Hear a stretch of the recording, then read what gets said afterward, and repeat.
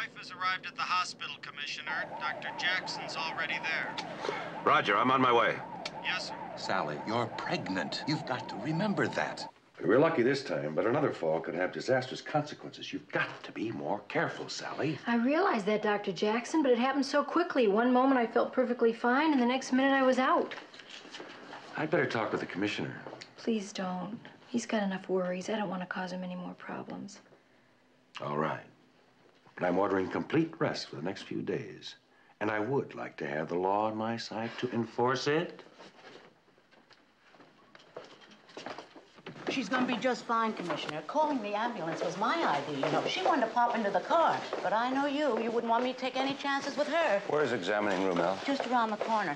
Fortunately, I am blessed with a cool head, which gets even cooler in emergencies. But when I saw her lying at the bottom of those stairs... This way. Oh, yeah, right. When I saw her lying at the bottom of those stairs, well, the first thought that came into my head was ambulance. You go ahead. I'll wait here. Sally, are you all right? We're fine, Mac. Could you hand me my shoes, please? Yeah, what happened? Oh, I just had a little fainting spell. They shouldn't have even told you about it. Well, shouldn't you be in bed? Are you kidding? That's how I got into this trouble. What did the doctor say? He said the usual thing. That'll be $30, please. Oh, Sally. Well, Mac, really, I'm fine. Mildred just got a little carried away, that's all. How do I look?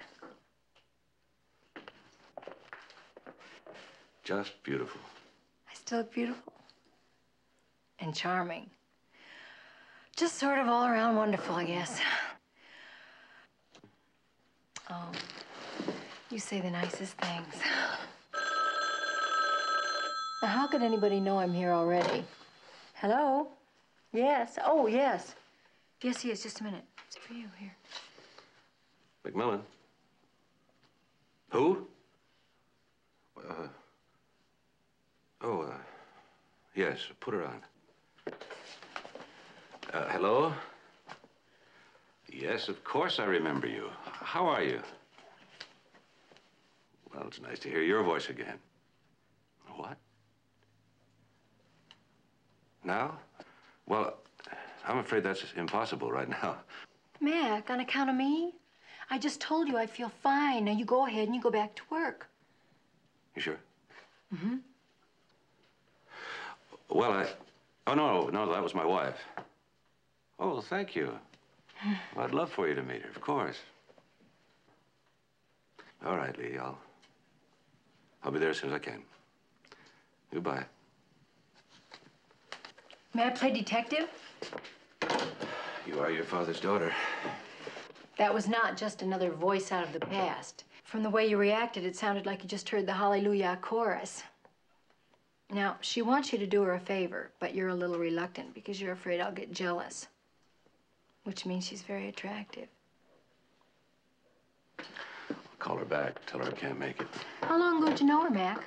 Oh, about 12 years. 12 years? Go see her. 12 years can do all kinds of things to a woman.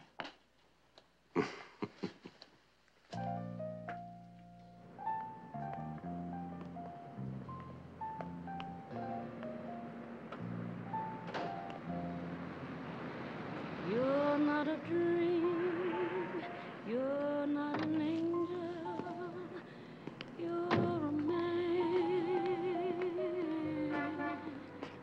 I'm not a queen, I'm a woman. Take my hand. We'll build a space in the lives that we planned, and here we'll stay until it's time for you to go. Yes, we're different, worlds apart, we're not the same. We laughed and played at the start like in a game. You could have stayed outside my heart, but in you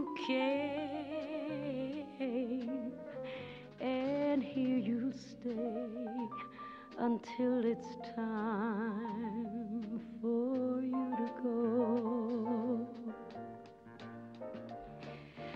Don't ask why, and don't ask how, and don't ask forever. Love me now. This love of mine had no beginning. It has no end. I was an oak, now I'm a willow. Now I can bend.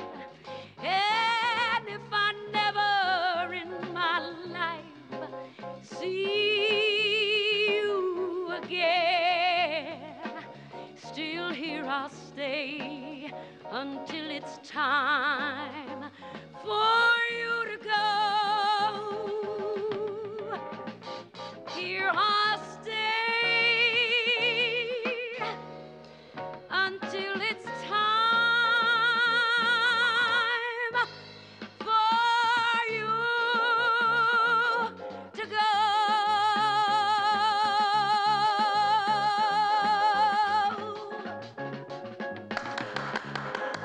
That was terrific, honey. Just terrific.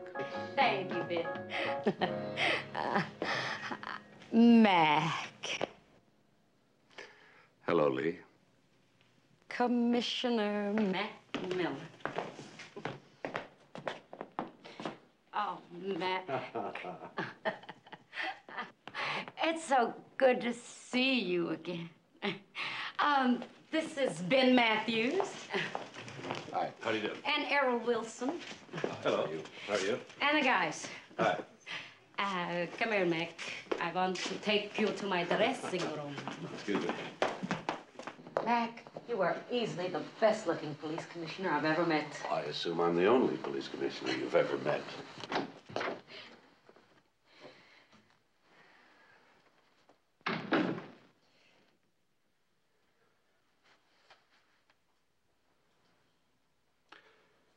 I've followed your career, Lee. You've done very well. I'm proud of you. It's even gone better than you planned.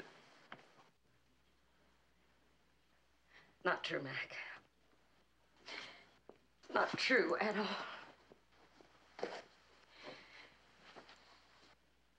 I'm sorry. Forgive me, but things just aren't going according to plan at all. What's wrong? Jason's left me. I'm sorry to hear that. Here I am, rich, famous, and abandoned. That's funny, isn't it? I can remember so well when we talked about our futures. All I wanted was a career and money.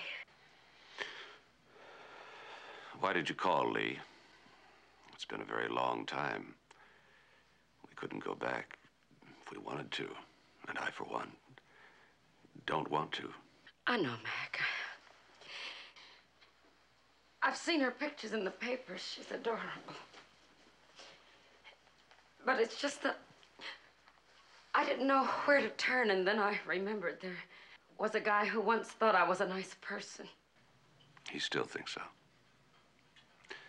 What do you want me to do? Well, I suppose what I really need is some legal advice. Jason handled everything, personal and business. And he even owns half this club. Well, I'm supposed to open here in a couple of days, and I'd really like to get out of it if possible. I've made all the money I intend to for that scum. I don't practice law anymore, Lee. I can recommend several attorneys, good attorneys. Anything you say, Mac. Mac. Tell your wife not to worry. I won't try to retain you in any way.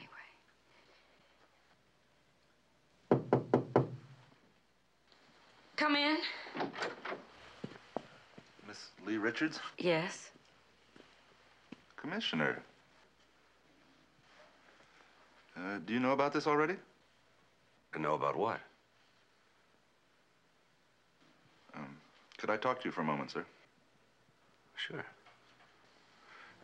Excuse me.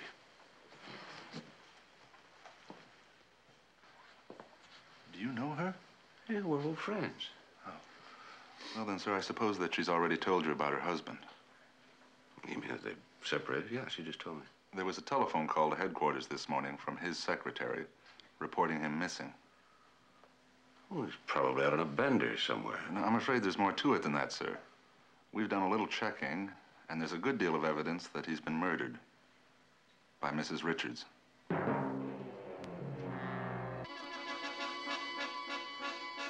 No, you don't know her. But I've been seeing her for almost a year now. And I love her. Love her? Oh, that's funny, Jason. Very funny. You're incapable of loving anybody but yourself. Well, as long as you feel that way about it, there shouldn't be any problem about the divorce. Divorce? You want a divorce? The sooner the better. No divorce, Jason. I'll never give you a divorce. You haven't been keeping up with the laws, darling. Proven incompatibility is what's necessary in California. I'll divorce you whether you like it or not. Lee, what are you doing with that gun? Lee, that's just bad melodrama. You've never even fired that gun. Lee!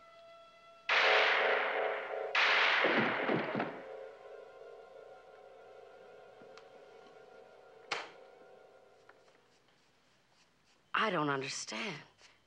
There was no gun. No shots were fired. But you did argue with him.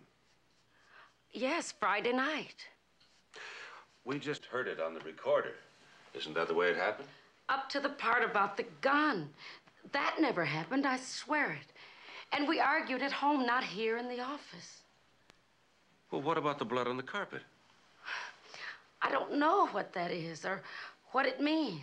Well, the recording and the blood stain would seem to indicate that a man, probably Jason Richards, was shot to death in this office. Well, a recording and a blood stain is not necessarily proof of a man's death. I know, sir, but there are other indications.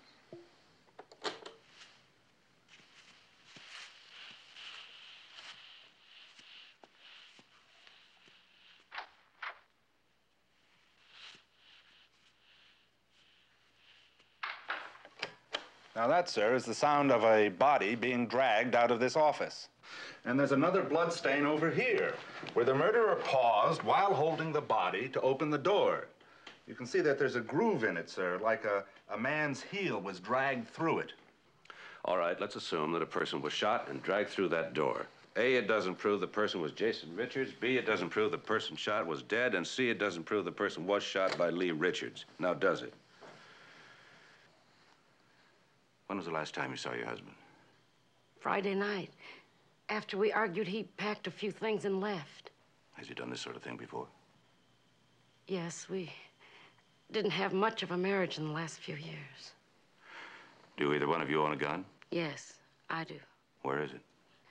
I keep it in the night table by my bed. Would you mind if Officer Ryan went with you to pick it up? No, of course not. This is serious, isn't it? Well, it's a little too soon to tell. Same old Mac. Always making life a little nicer than it really is. I'll see you later.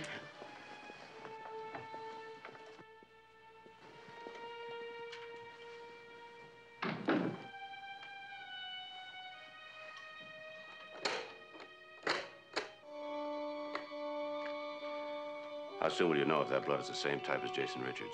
It won't be long, sir. We've already checked with Mr. Richards' doctor. His records are being rushed to the lab. All right. Tell Hank I want a voice graph made of this tape. I want to determine if the voices at the beginning and at the end of the tape were recorded in the same room. Yes, sir. We sure do meet people at the wrong end of the stick, don't we, sir? How do you mean? Well, you know, here I've been collecting her records for maybe 10 years. And now for the first time I meet her. And I may be taking evidence that'll cost her life.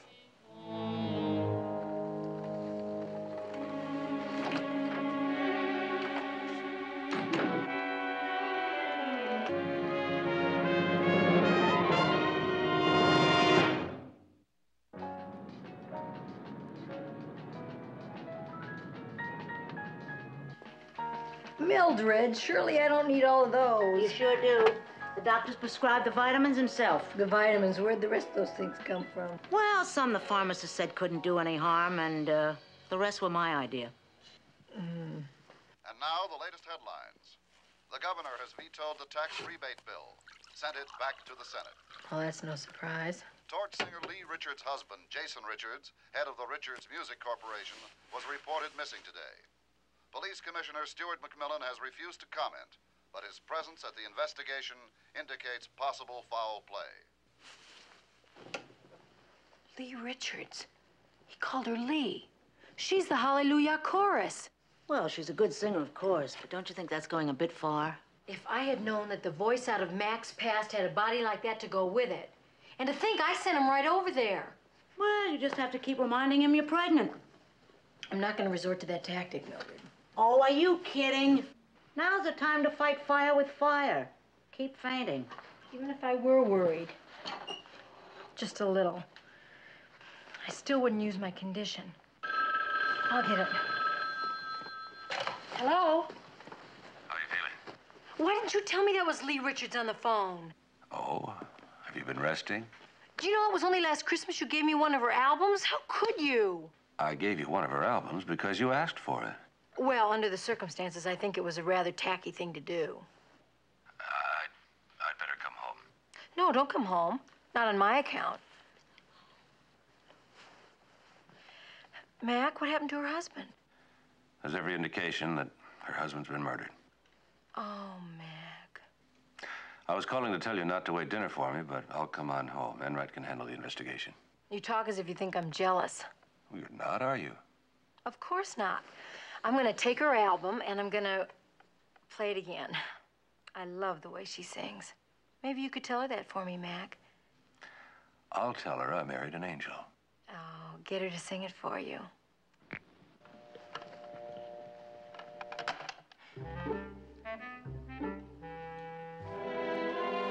Mrs. Denny, you've been Jason Richards' secretary for years. Did he and Mrs. Richards ever have words here in the office? No, I never heard them arguing. I make it a practice not to listen for that sort of thing. You like Mrs. Richards, don't you? Oh, yes, Mrs. Richards is a wonderful, talented woman, and she's very easy to get along with.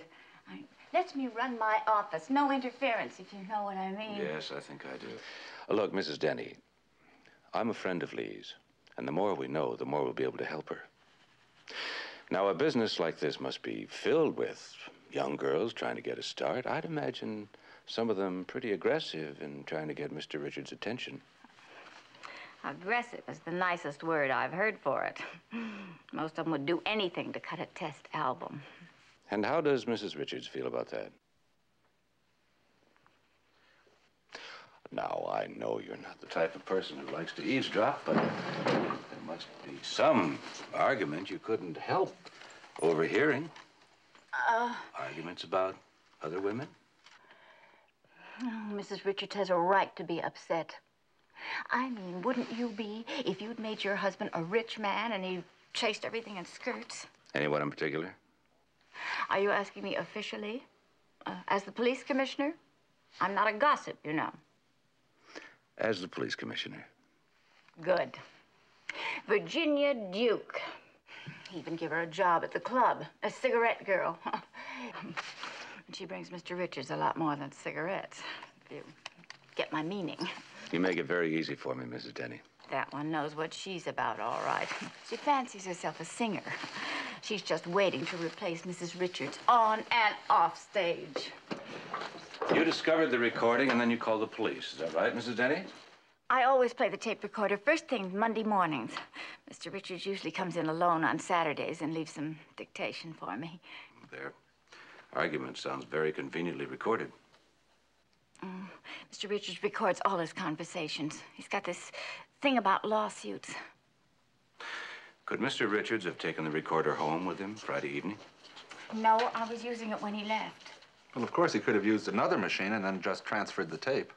Or he could have returned for the recorder after everybody had gone, taped the argument at home, and brought the machine back on Saturday. Well, if Mrs. Richards argued with her husband at home on Friday night, and that was the last time she saw him, what was she doing here in the office on Saturday morning? How do you know she was here? Oh, I took her up on the elevator around 11:45 Saturday morning. I remember because it was just before lunchtime. Good little clock watching, I guess. Did you take her down again? No, she must have gone down herself while I was eating lunch. Did you see Mr. Richards? No, but then he usually gets in before I do on Saturdays. But I know he was here because his car was parked in the basement garage when I punched in that morning. His car is not there now, sir. But there's a large blood stain in his parking place. We've already taken samples. We're comparing them with Jason Richards' blood type and the samples we found upstairs in his office. You think it's going to match, huh? Yes, sir, I do. If Jason Richards parked his Rolls Royce head in, that would mean the trunk would be right about there, huh? Yes, sir. We also estimate that the amount of blood that was found down here and in his office almost guarantees that the body was dead. You think Lee Richards is guilty, don't you? Everything seems to point that way, sir. Her husband admitted that he was seeing another woman. And you think that when Jason Richards asked for a divorce, she shot him, dragged his body out of the office, down the service elevator, out through that door, all the way over here, lifted the body into the trunk, drove the car off, and buried him somewhere, huh? Well, it is logical, sir. It does make sense. It doesn't make any sense to me. Commissioner. Yeah. We just picked up a report that one of our Pacifica units found a Rolls convertible abandoned off the Coast Highway. The vehicle's registered to Jason Richards.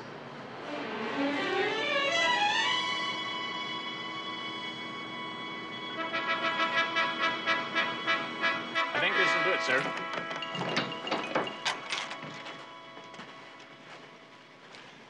The spare tire's been removed? Yes, sir. Probably to make room. There's another blood stain there. It's obvious the body was taken someplace in this trunk, sir. And by a woman.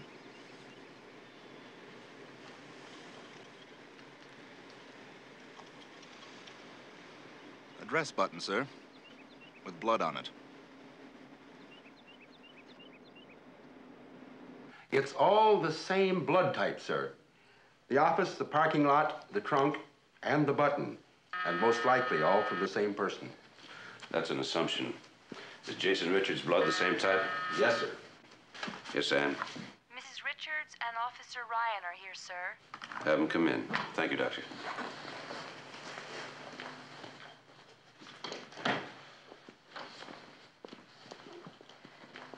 Mac, my gun. It's missing. I checked the house out thoroughly, sir. No sign of it. Lee, did you go to Jason's office Saturday morning? Oh, yes, I did. Why? He called me and asked me to meet him there, but I never saw him. When I arrived, he wasn't there, so I waited about a half hour and then I left. Were there any indications that Richards had returned to the house and picked up anything? No, sir. We checked for that. If he was planning to go anyplace, he must have figured on coming back soon, because his shaving gear was intact and his closets were full of clothing. We did find something in Mrs. Richards' closet. There's a fresh stain on his dress. It looks like dried blood that's been partially washed out with cold water. And there is a button missing, sir.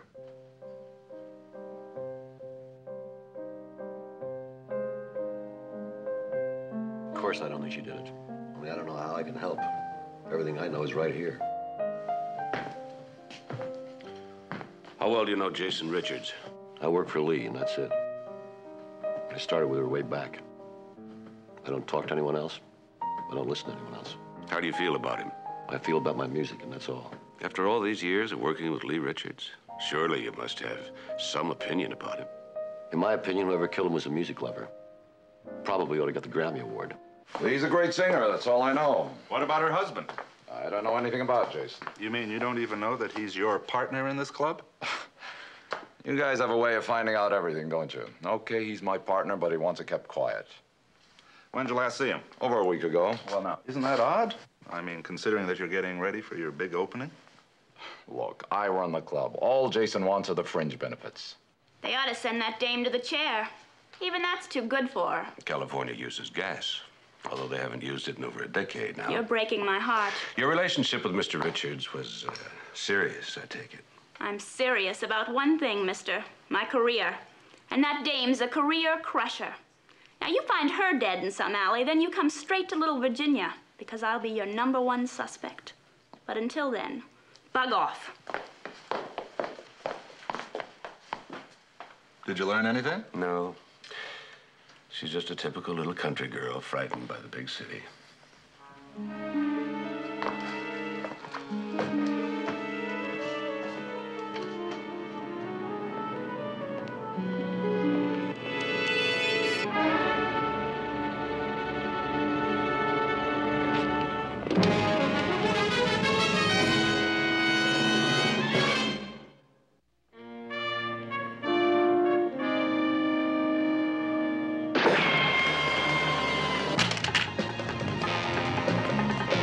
Commissioner, wait for me. I've got the gun.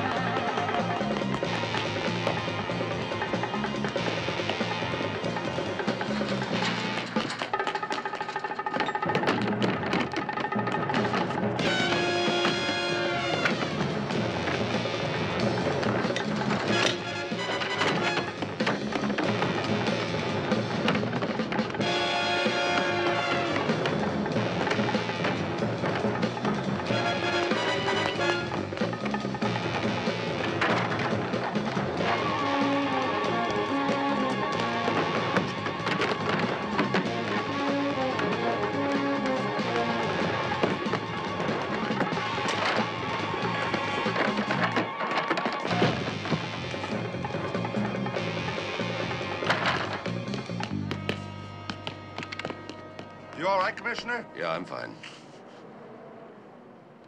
Is this the gun he used?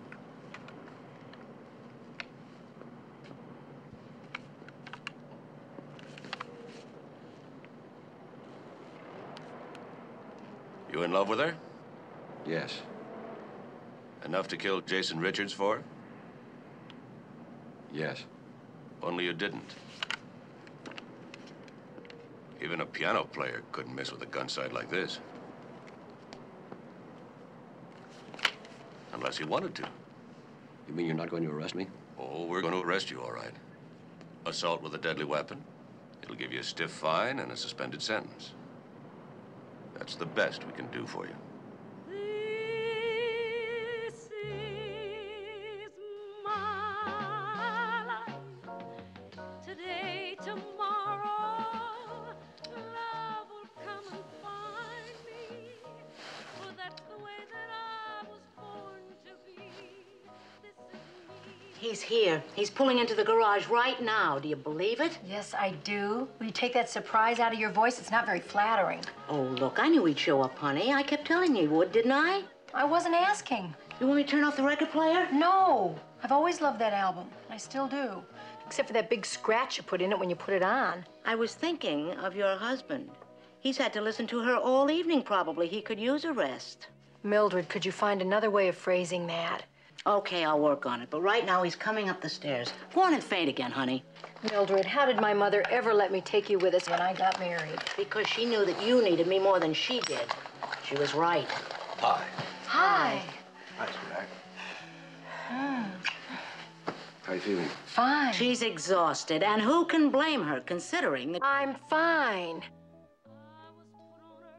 What about you, darling? Did you have time for some supper? You missed a wonderful meal here tonight. Your wife and I shared a fillet of sole by candlelight. Oh, so romantic. I wish I could have made it. I only had time for a sandwich. Uh-huh. Well, it's a shame you couldn't have been here with us. I'd already set up a lovely table by the fire when you finally called. Good night, Mildred. Good night. I'll just turn off the record player. Sorry. You know, that was very sweet of you to call, Mac. I always call when I'm going to be late. Oh. Well, how are things going for Lee? Everything we uncovered points to the fact that she killed him. So you're convinced she didn't, right? Yeah, something like that. Is she still as lovely as she was when you first met her? If anything, she's lovelier. You're so honest. I hate that quality in you. She's not anywhere near as lovely as the girl I married. I love that quality in you. As long as we're on an honesty kick, why didn't you tell me why you never even mentioned her before? Why are you making such a big thing out of Lee Richards?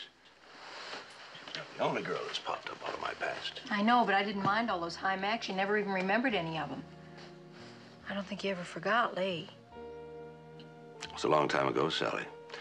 12 years. Oh, before I was born. Yeah, I robbed you right out of the cradle, didn't I? I'm not joking. I wasn't alive until I met you, which makes me about 5 years old. Don't you dare make a remark about that's how I'm behaving either. This is very difficult for me. Nobody's ever gonna pop up out of my past. I don't even have a past. You know how many years it took me to find a girl who could make that statement?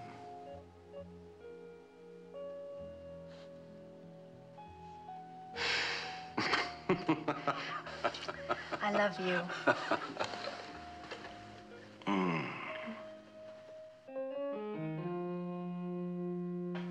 From what I've learned, sir, Ben Matthews was involved with Jason Richards in much more than just the club. He arranged women for him and just about anything else that he wanted. Maybe Richards had something on him. Forced him into taking him in as a partner. Forced him into getting girls for him. Forced him once too often? Yeah, that's a thought. Yes, Ann? District Attorney Chapman to see you, sir. Have him come in. Here we go. Hello, Commissioner. Sergeant. Hello, Bob. How's everything down on the 4th floor? Well, we still get to put a few criminals behind bars. Certainly a lot more than when you were defending them. Which brings us to the Lee Richards case. Still the same, straight to the point, Scotsman. All right, let's talk about it. My boys feel they've got enough to press for an indictment, but you're recommending against booking her, and I want to know why. Too many things about the case I don't like. Such as? Well, there's no dead body, no murder weapon. There is a tape of the argument with her husband, her missing gun, the blood-stained button in the trunk of the car. That's all circumstantial, you know that. Now, come on now, why don't you admit it? You've been biased in this case right from the beginning. That's a lie. Now, come off it, Mac. Everyone knows she's an old friend. It wouldn't matter if she were a complete stranger. I'm telling you, this case stinks. Then maybe you ought to resign as police commissioner and defend the case. Personally, I think I could take you on this one. Maybe I should. Might be fun taking this case. That's what bothers me, how you can defend a cool, calculating woman who killed her husband with precise premeditation. Ah, save it for the jury. If Lee Richards is as cold and as calculating as you say she is, why would she kill her husband moments after the elevator operator saw her? And according to the tape recorder, the very convenient tape recorder, the murder was committed at the heat of an argument, which of course throws premeditation right out the window. If a woman takes a gun from her home, sticks it in her purse, and takes it to a man's office, we can presume she premeditated the use of it and killed him in cold blood. Are you sure it was premeditation? Or, was it passion? You can't have it both ways. I'll take it either way. Guilty is guilty. Now, I want an arrest. When I have enough evidence to warrant an arrest, I'll make an arrest. And then I'll let you know. Well, you better let me know soon. Because I don't intend to be a sitting duck for the press when they come screaming for blood. I intend to let the mayor and everyone else know exactly what and who the problem is.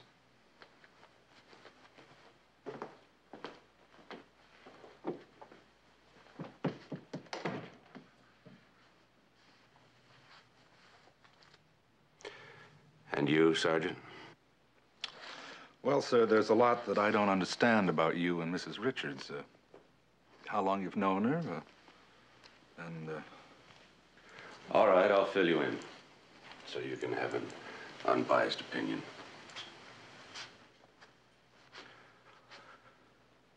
I first met Lee in my second year at law school. She was singing in a cabaret near the campus.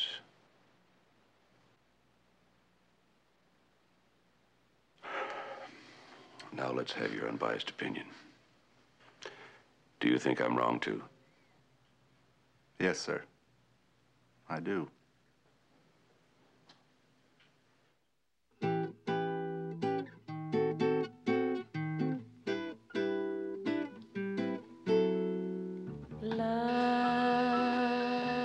just a word of Who is it? tale I heard before.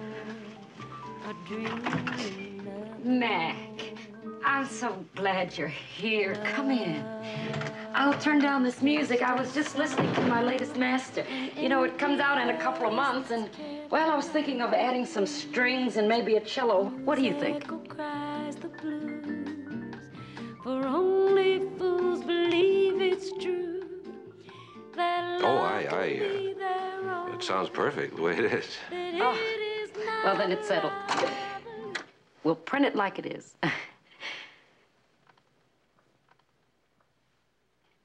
Mac, I called that lawyer you recommended. He was very nice, but after he went over all the evidence, he said I'd be a lot better off if you were handling the case. Oh, it's just an old lawyer's trick to double the fee. Well, I'll remember that. Would you like a drink? We have work to do. Okay, counselor, you ask, and I'll answer. When did you first learn that your husband was seeing another woman? Well, you know women, Mac.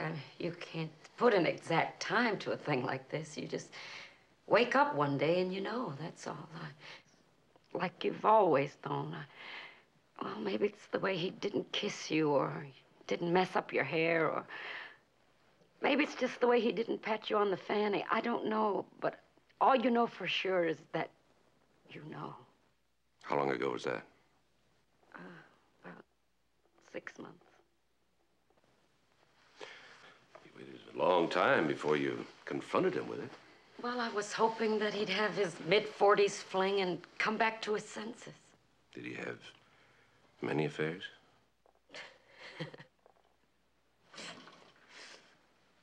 If it moved, he went after it. Well, they weren't anything much to him. They were just casual affairs. Did you ever have a private investigator check up on him? Well, what good would that have done? I didn't want to torture myself with knowing who she was and seeing her face and knowing where they met.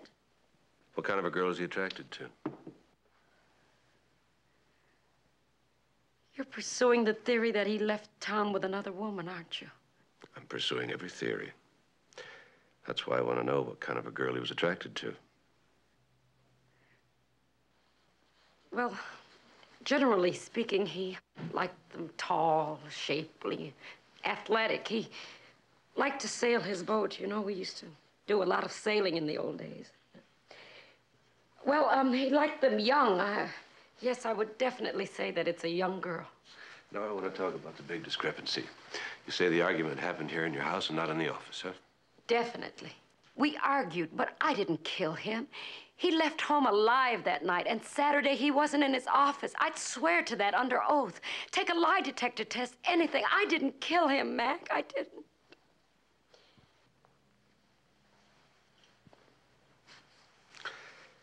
That's what we're going to prove.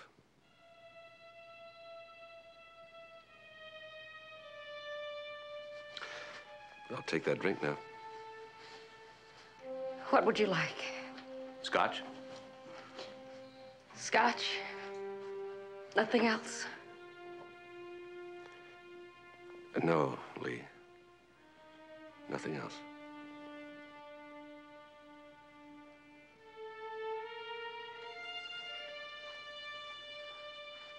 Well, now that's what I call inviting. It's gonna take all my control not to make it a threesome. But you will use control. Wait a minute. I hear him coming. Get into bed quick. I'll whiten down your face with some powder. Mildred, I've told you I refuse to take unfair advantage just because I'm pregnant. I can't stand women who use that trick just to hold on to their husbands. And you know why they use it? Because it works, that's why. When he gets here, you will keep your mouth shut. That's a suggestion. Hello, everybody. Hi. Hi. Oh, Mildred, what's for dinner? Smells good. What's with her? Laryngitis, I hope. How was your day? Fine.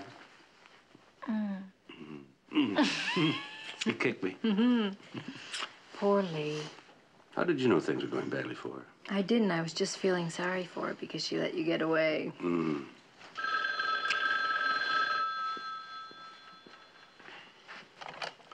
Hello? Hello, Commissioner. I think I've got something. Well, sir, it seems that a Miss Erickson always called Mr. Richards just before each of his business trips. Where do we find her? No address. But the return phone number was a photo studio. You know, sir, one of those kind where they rent you a camera and... Candy Erickson. Wow, what a dish. You know something? Business has dropped off almost 25% since she left. She really knew how to bring out the art in a fella. They'd go in for 15-minute appointment and wind up shooting her for hours. Once they start, they can't take their eyes off her. Did she ever talk about any of her boyfriends? Talking to Candy about her social life. That's like trying to discuss troop movements with the Army Chief of Staff.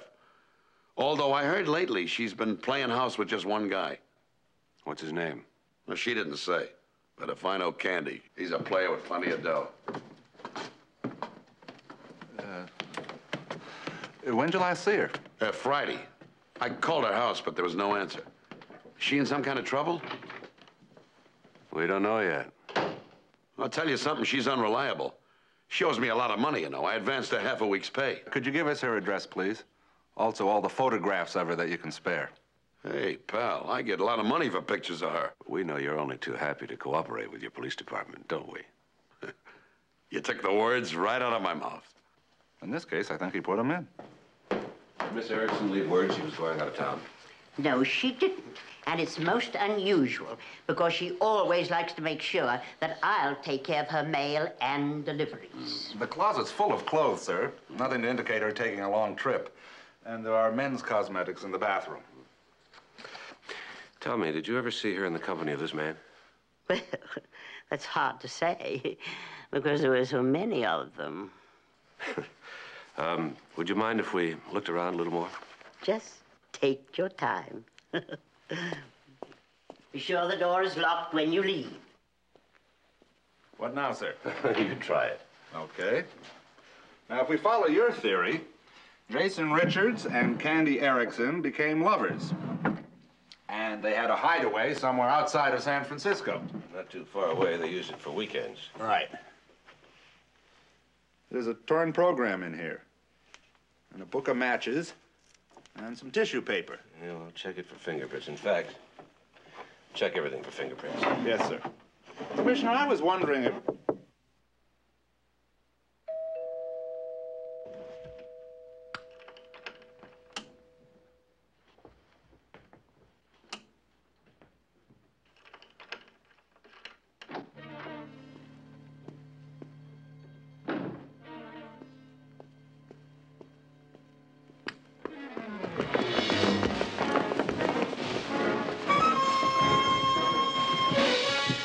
What are you doing here?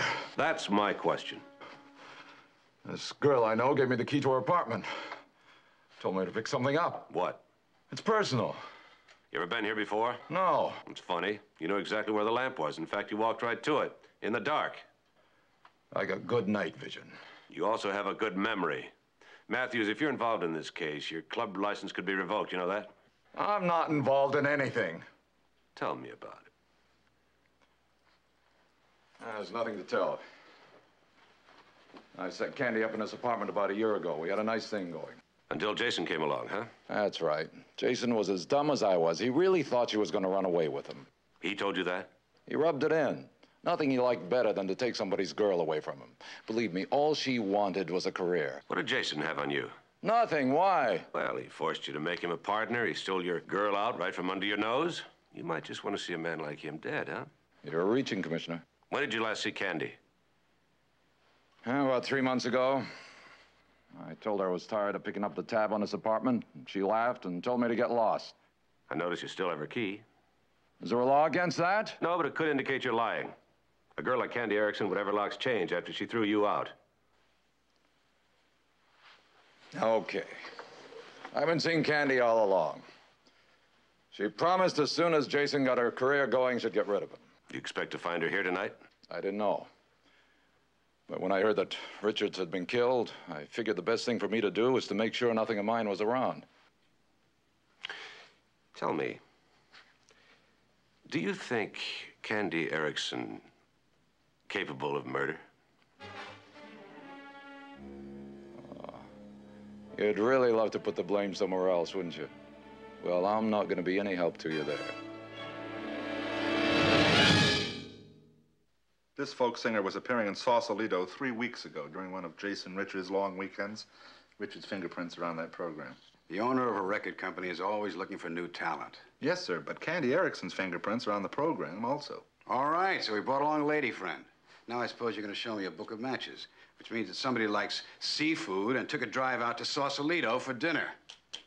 Sorry, Commissioner, but I don't see the relevance. You don't find it relevant that Richards spent long weekends with a photo model?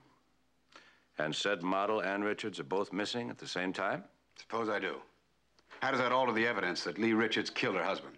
Well, we won't know that till we cross the bridge into Sausalito. Now, will we? What exactly do you want me to do, Mac? Keep your eyes open. See if you can spot anybody who knew Jason. And if we find they did have a place in Sausalito, how will that help? All we have to do is find some evidence that Jason was alive on Saturday morning. We can break the back of Chapman's case. And if we don't?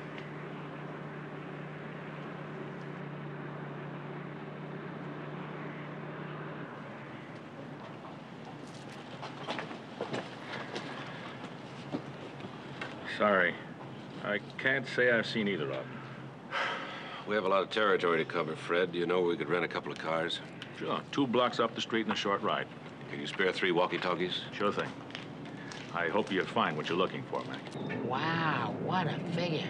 No wonder you're looking for her. You know, if I looked like that, I doubt if I'd be pumping gas for a living. Have you seen her? Nah. Sure I won't do, handsome? Thank you very much.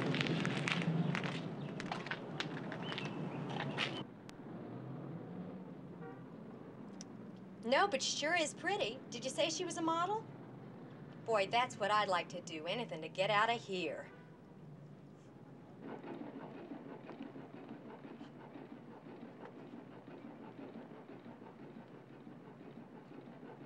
You'll find something, Mac. You're never wrong about these things. I didn't call about that. I just want to know how you're feeling. Oh, I'm feeling terrific. I whipped 2 mountain lions and 3 tigers and Mildred all this morning. You take it easy on those mountain lions. They're not as tough as Mildred. I know, you're right. Mac, do you think you're going to be home for dinner? You know, I don't like going to bed with just a candle-lit table for company. Blow out your candle, Sally, and take a nap. I'll be home in time to wake you up. Mac? I know that Lee's going to come through this thing all right. Goodbye. Commissioner. Nothing. Nothing. Mac, maybe Chapman's right. Chapman's wrong. Somewhere, somebody's going to be able to recognize a picture of those 2. Let's keep looking.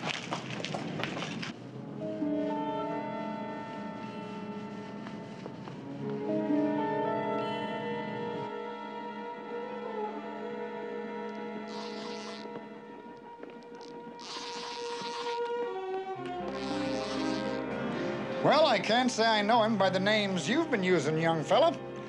But they look like the Jays. I showed them a few houses, but they wanted something a little more private, you know. Tell me, do you know if they bought anything around here? Well, now, I hear they bought the McIntosh place. Thank you very much, sir. It's in a little cove about 5 miles north of town. I'll be parked in front.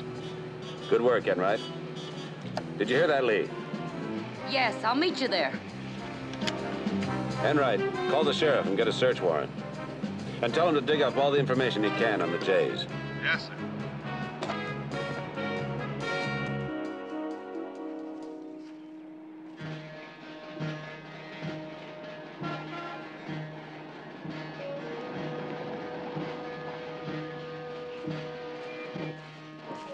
I think we're in luck, sir. The agent who sold the house to Jason Richards identified him, and Mr. J is the same person. Have we really found them? Kind of looks that way. Enright, why don't you check the boat and the dock? We'll check the house. Yes, sir.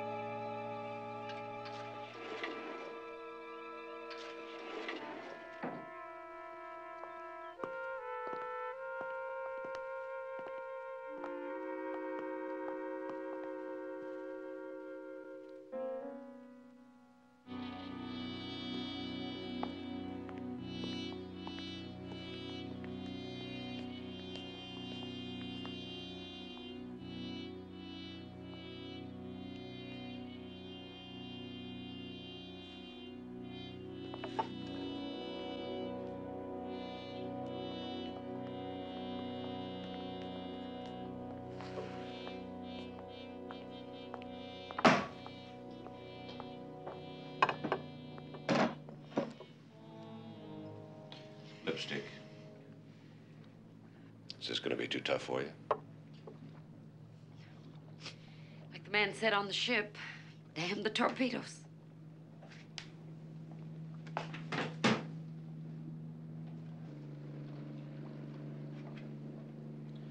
It's dated Saturday. Still fresh.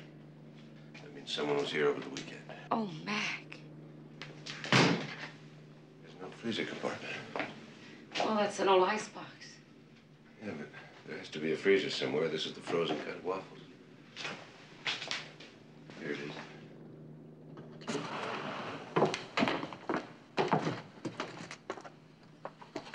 Meat, vegetables, TV dinners. Enough frozen food here to last 2 people for a long time. Most of it seems to have been bought within the last couple of days. What makes you say that? Well, there's no frost on it. See? Packages on the bottom here. They're covered with it. Look. If only we could find who sold them this on Saturday. Yes, it could prove that Jason wasn't in his office on Saturday. Can't be in 2 places at the same time.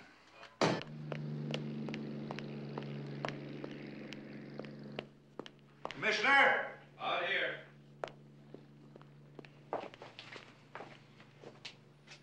What's wrong? Candy Erickson. Her body was floating under the dock.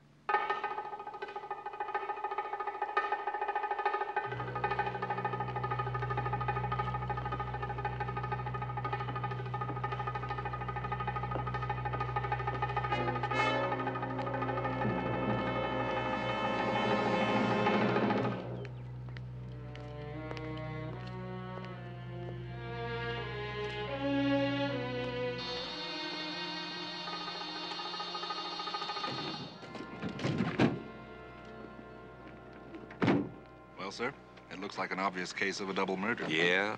A jealous wife kills her husband and his mistress. Just a little too obvious, don't you think? Sir, the district attorney's office is going to press for an indictment, whether we like it or not.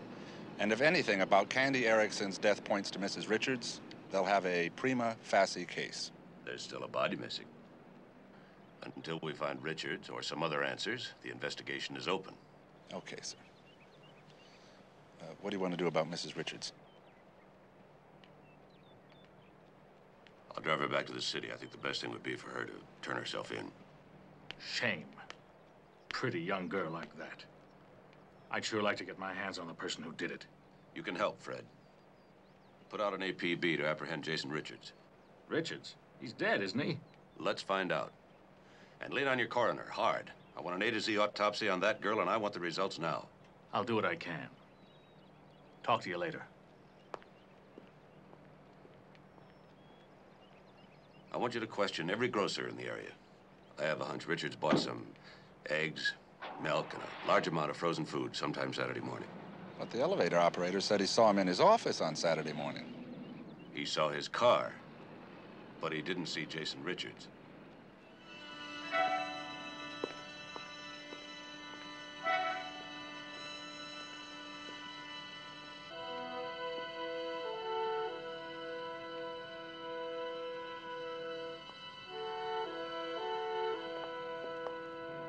We don't stand a chance, May.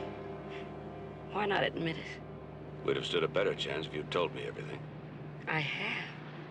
No, Jason could have gotten a divorce if that was all he wanted. But no, he tried to frame you on a murder rap and be willing to disappear for the rest of his life. He'd have to have a pretty strong reason. What have you got on him? You never did miss much. It's more than infidelity, isn't it? He's been embezzling money from our company for years to pay for his habits. I tried looking the other way, and it got worse. And soon he was forging my name on checks. And about a year ago, he sold several $100,000 of company stock without authorization. Did you tell him you could have him thrown in jail? Yes. I told him he could have his freedom in exchange for 20 years hard labor. Do you think he killed her? I don't know why he would. To hear him tell it, he loved her more than life. Well, suppose he didn't tell her about his plan to frame you until he'd taken her to the cabin and she refused to go along with it. Now, he'd already committed himself. He left an awful lot of blood around and a tape recorder in the office. It's too late. He had to do it. Possibly. But I don't think he has the guts to kill him off. McMillan, District Attorney Chapman would like to speak to you, Commissioner. put him on. Yes, sir. The DA. The Highway Patrol found Candy Erickson's car this morning.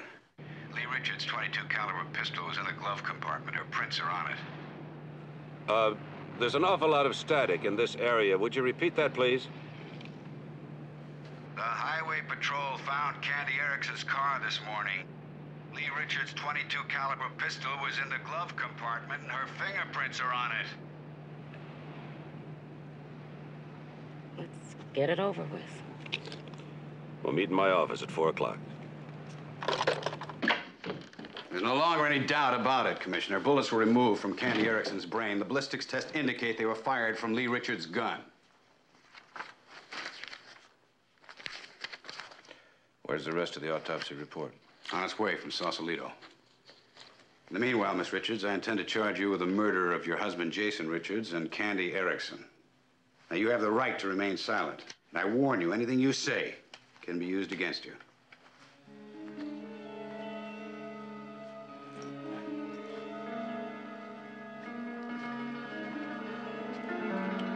And, Commissioner, this one I'll make stick.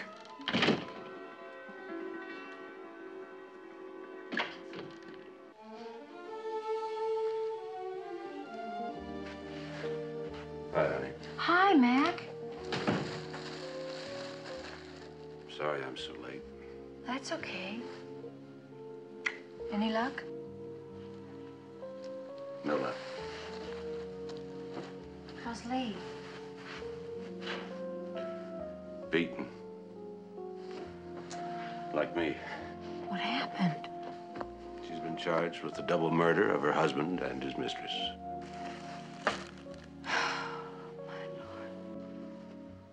You're still convinced she's innocent, aren't you? Yeah. Which makes me unique. You won't let her be convicted, will you, Mac? You're remarkable, you know that? Most wives would love to see their husbands' old girlfriends behind bars. You really cared for her, didn't you? I thought I did. Well, then you just better go out and save her, because I don't want my competition behind bars looking romantic and unobtainable.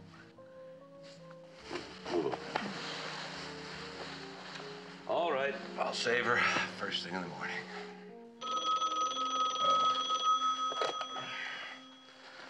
Hello? Commissioner, you were right. Jason was shopping for groceries on Saturday morning. Yes, sir, I've got a man here who can positively identify him. Is he willing to make a statement? Well, he's already agreed to. We'll be at your office in about half an hour. Right. Sally. Sally, but...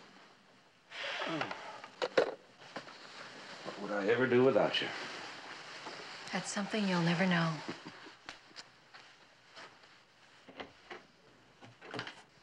He stopped in about noon or shortly after. I remember because my wife had just brought lunch and I couldn't eat until he finished his order. He didn't buy much, milk, eggs, that was it. And you're absolutely sure that it was the same man? Oh, yes, sir. I know Mr. J real good. Most of the time when he comes in, he orders a whole mess of frozen foods. But not this time. Thanks very much. We appreciate you taking this trouble. My pleasure.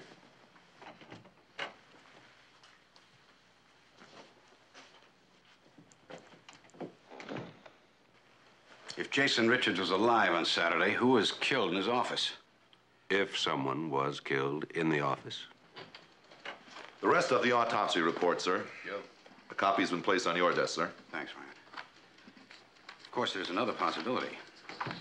Lee Richards arrived at noon, but no one saw her leave. Jason Richards could have arrived at the office in the afternoon while she was still waiting for him. She could have killed him in the office, and then she still had time to hide the body and get up to the cabin and kill Candy Erickson. Possible. Except for this. Take a look. No water on the lungs, killed instantly by the first 2 bullet wounds. I don't see anything here to clear Lee Richards. Look at the time of death. According to the autopsy report, Candy Erickson's been dead approximately 48 hours. Today is Wednesday. That means she was killed sometime Monday afternoon. But Mrs. Richards was in San Francisco all day Monday. Talk about your ironclad alibi. I apologize, Commissioner. Of course, with this, all charges against Mrs. Richards will be dismissed.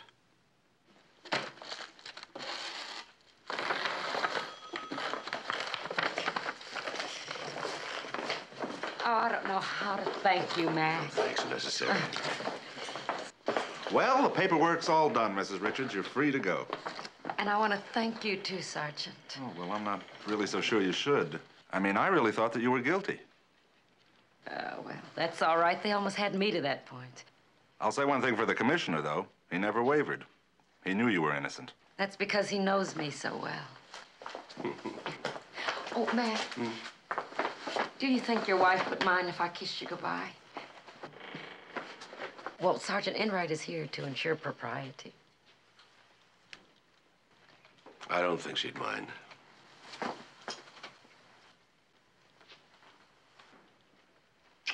You don't mind that I kissed her, do you? Of course I don't mind. Why should I mind? What was it? Just an innocent peck on the cheek.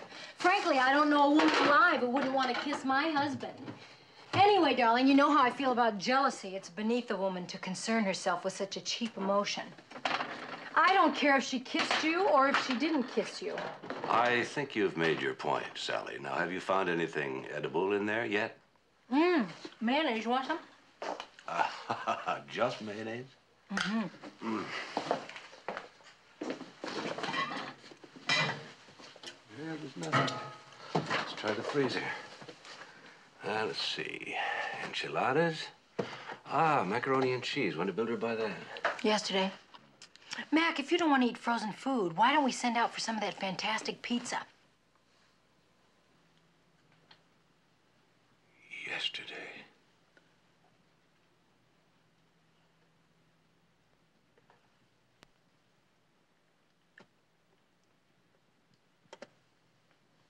This love of mine had no beginning. It has no end. I was an oak, now I'm a willow. Now I can bend.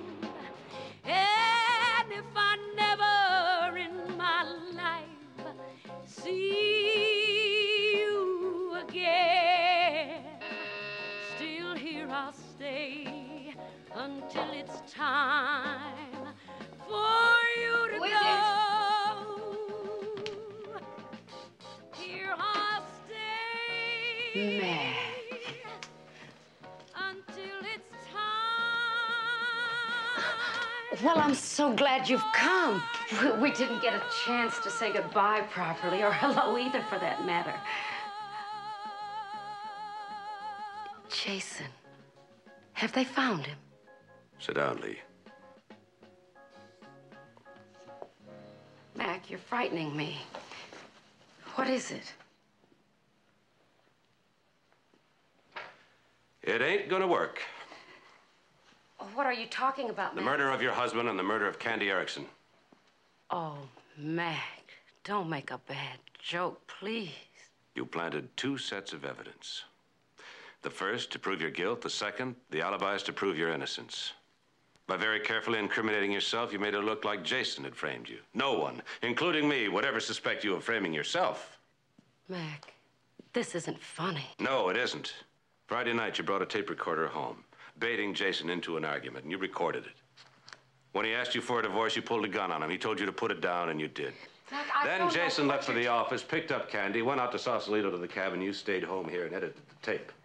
You took out the part about putting the gun down, and you added gunshots and the sound of a body being dragged across the room. Then the same night, you took the tape recorder back to the office because you knew that the secretary would play it first thing Monday morning. Mac, I'm not going to sit Then there on and Saturday, you went back to the office to make sure the elevator boy saw you.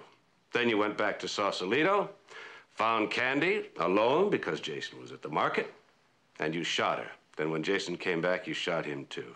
Well, that's outrageous. How dare you? All that blood, missing button, the ditch car, you planted all those clues.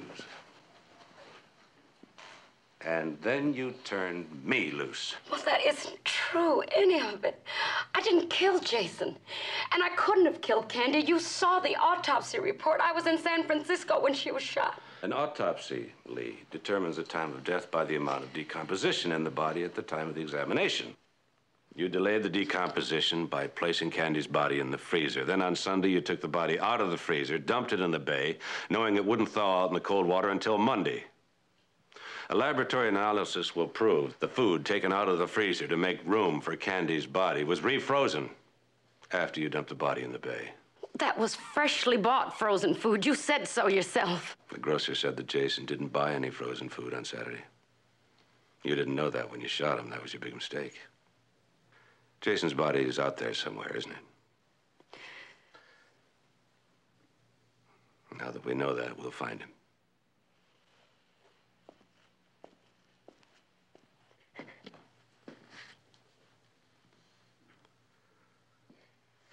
You really are the best. Of course you needed me to follow up on all those clues so quickly. If we didn't find Candy's body in time, your whole plan would have fallen apart. Well, either way, the object was to have him dead. A divorce would have made better sense. No, alive, he humiliated me. All those girls, the cheaper, the better. You don't know what I took, what I would have gone on taking if only he hadn't said he was leaving me. Surely you understand.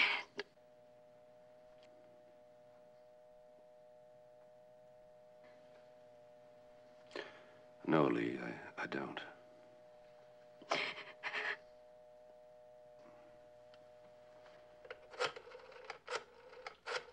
You're not a dream, you're not an angel, you're a man.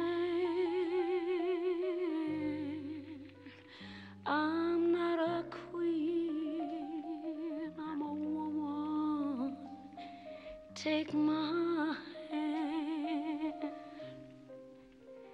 We'll build a space in the lives that we planned, and here we'll stay until it's time for you to go. Yes, we're different, worlds apart, we're not the same. We laughed and played at the start like in a game. You could have stayed outside my heart, but in you came, and here you'll stay until it's time for you to go. Don't ask why, and don't ask how, and don't ask forever. Love me, love me now. This love of mine had no beginning. It has no. Sergeant Enright says that you were brilliant. He said that if District Attorney Chapman had had his way, that he would have brought Lee to trial, and that once the alibis that she had set up had been discovered, that she would have been acquitted.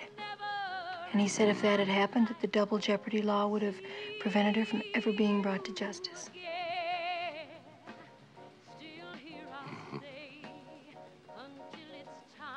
You know what I can't figure out? What the clue was that got you started. My dad always said that it's some little clue that leads you to the big ones. But I can't figure out what that little clue was. And neither can Sergeant Enright. We went over all of them very carefully.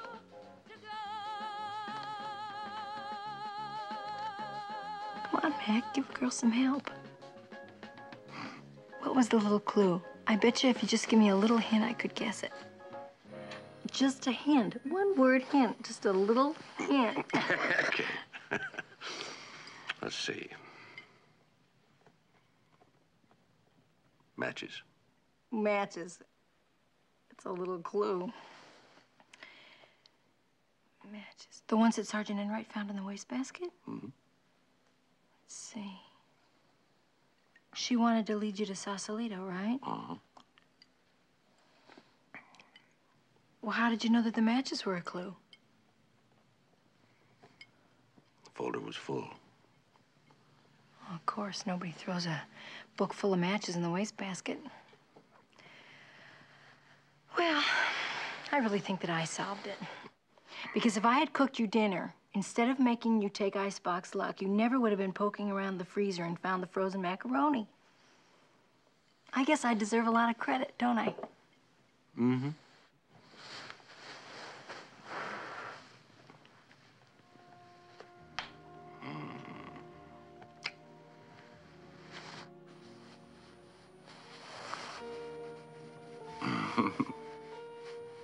Let's go to bed. Do we have to turn the fire off first? It's the kind of flame that burns itself out. That's the kind of old flame that I like best.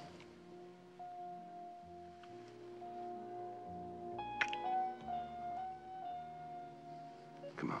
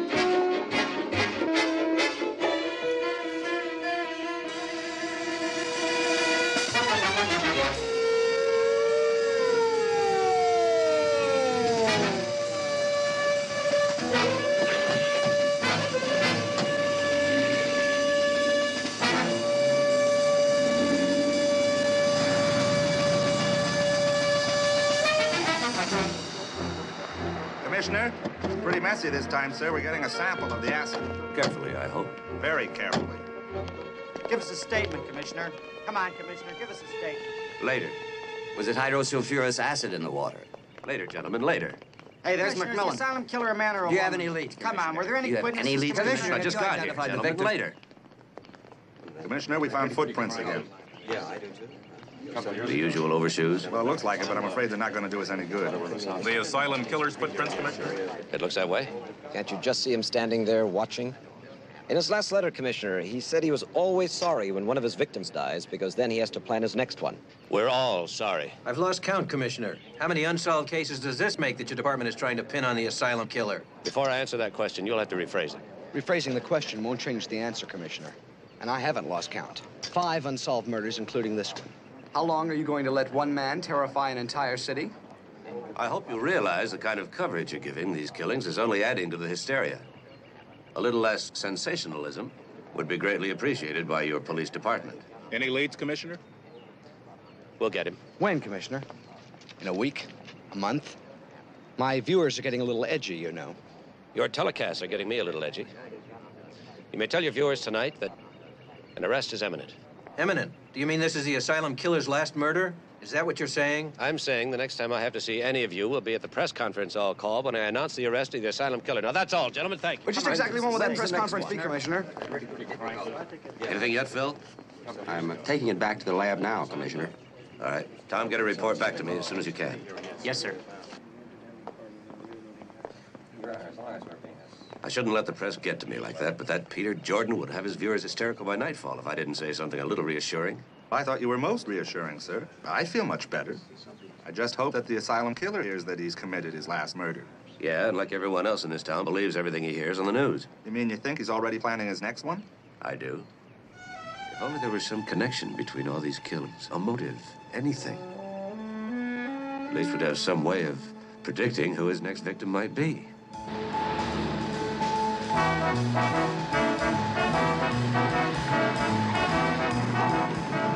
Hey, I see you! What do you do? Get your kick stealing the police commissioner's paper?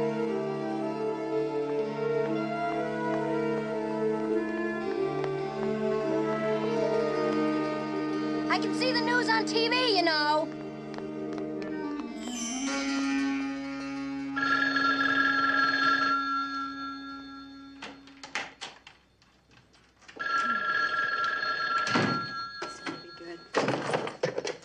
Hello? Oh, Mother, how are you? What? I never won anything before in my life. I just couldn't believe it. Moon Mountain, that's that new resort that everybody's been talking about, isn't it? You're leaving right now? That's the way the contest works, they said. You have to be able to go immediately. And of course I am, so I said yes. Except that tomorrow's your birthday, of course. And I feel bad about that. Don't worry about that. You can get me something expensive when you get back. Anyway, I'm sure the Mac has got something marvelous planned for tomorrow night. Mother, that's it. The dinner was for tomorrow night. I'm not following you. Oh, Mother, wait a minute. It all started this afternoon when I got a call from McMillan's restaurant telling me that my husband wanted me to meet him for dinner there tonight. Something about a religious holiday that was celebrated by men who worship their wives. What do you mean that doesn't sound like Mac? That sounds exactly like Mac, Mother. Anyway, I went. But I ate alone. Mac never showed up. Well, now I realize it was the restaurant that made the mistake. Mac meant dinner for tomorrow night. Oh, yes, I'm sure that's what happened, darling. That does sound like Mac. Well, have to hurry. See you in a couple of days. Okay, Mother, you have a good time. Bye-bye. Of course that's it. I can't remember my own birthday. Mildred? Mildred, where are you? Mildred, where are you?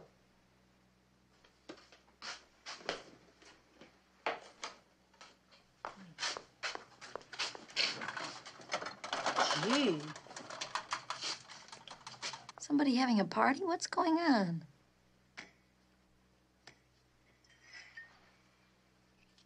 How sweet.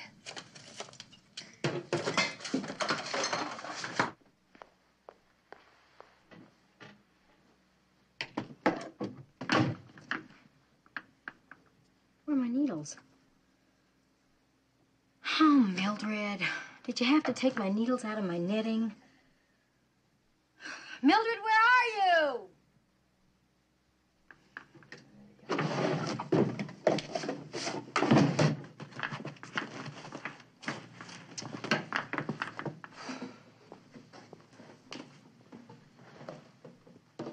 You win.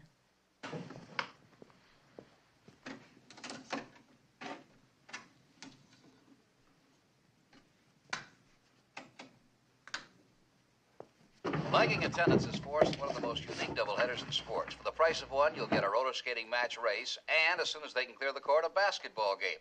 Now, if that doesn't get the fans out, they're threatening to bring in an ice rink for a doubleheader of basketball and ice hockey. Tip from an old hand, all that is really needed to increase attendance is a winning team. Pete? Well, speaking of doubleheaders, the asylum killer promises one next time, too.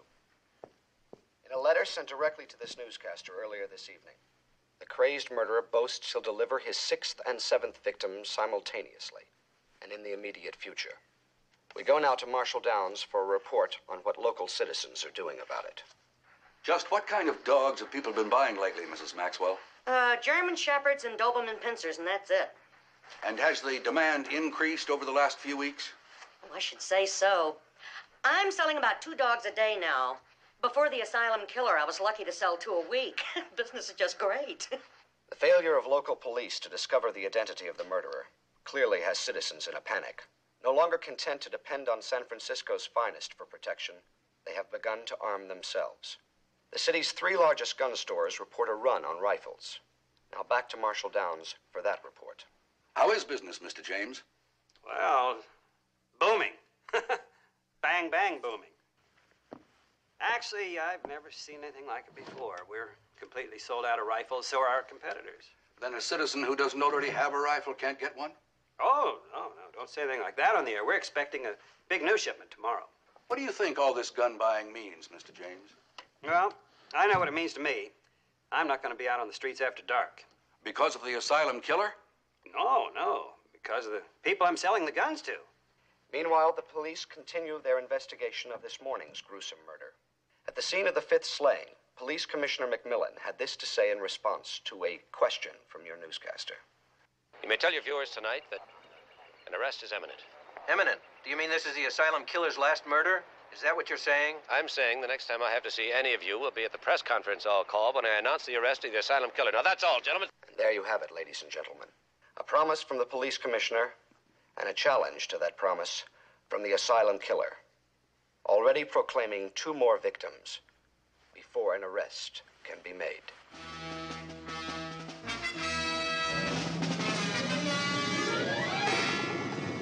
There's no doubt about it. Hydrosulfurous acid with 8 percentage points mercury content. There's only one company that makes it that way. Listen here.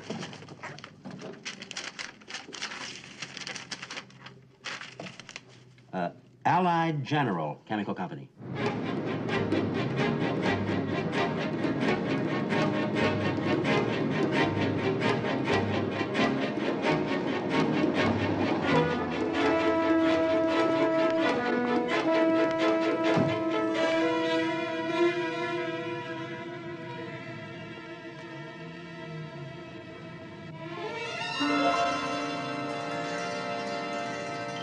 Today, complete coverage of the Bay Area news. This has been KYES. Hi, honey. Sorry I'm late. I called a couple of times, but you were out. Oh, really? I bet if you try real hard, you could guess where. At dinner time? I have no idea. Where?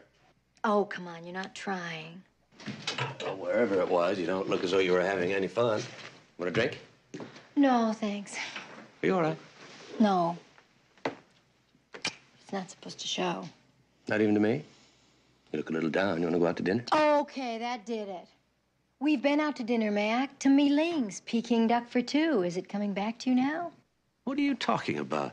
Actually, the reason that you may be having such trouble remembering is because you weren't there. Well, that sounds like a logical explanation.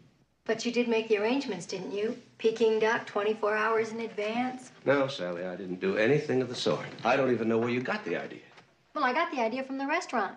They called me this afternoon, and they told me that my husband would like me to join him for dinner there tonight.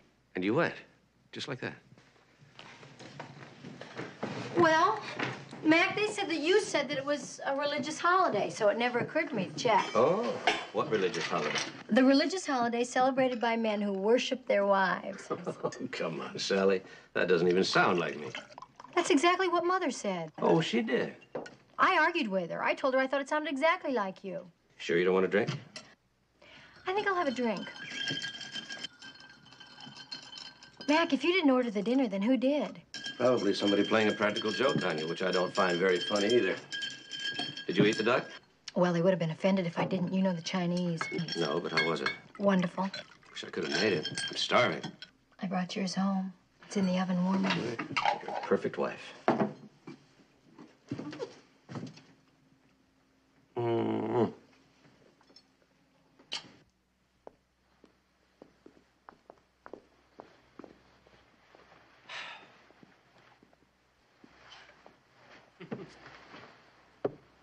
Paper come tonight? No, he got away with it again. I don't think that's very funny either, stealing the police commissioner's paper. He's just a dog. He doesn't know who I am. Well, it wasn't a dog tonight unless he's taken up wearing trousers. I saw him dashing off with it when I came home. You saw a man taking the paper? Well, I didn't see him actually taking it, but the paper was gone and the man was running away. What else could it be? I think I'll take a look.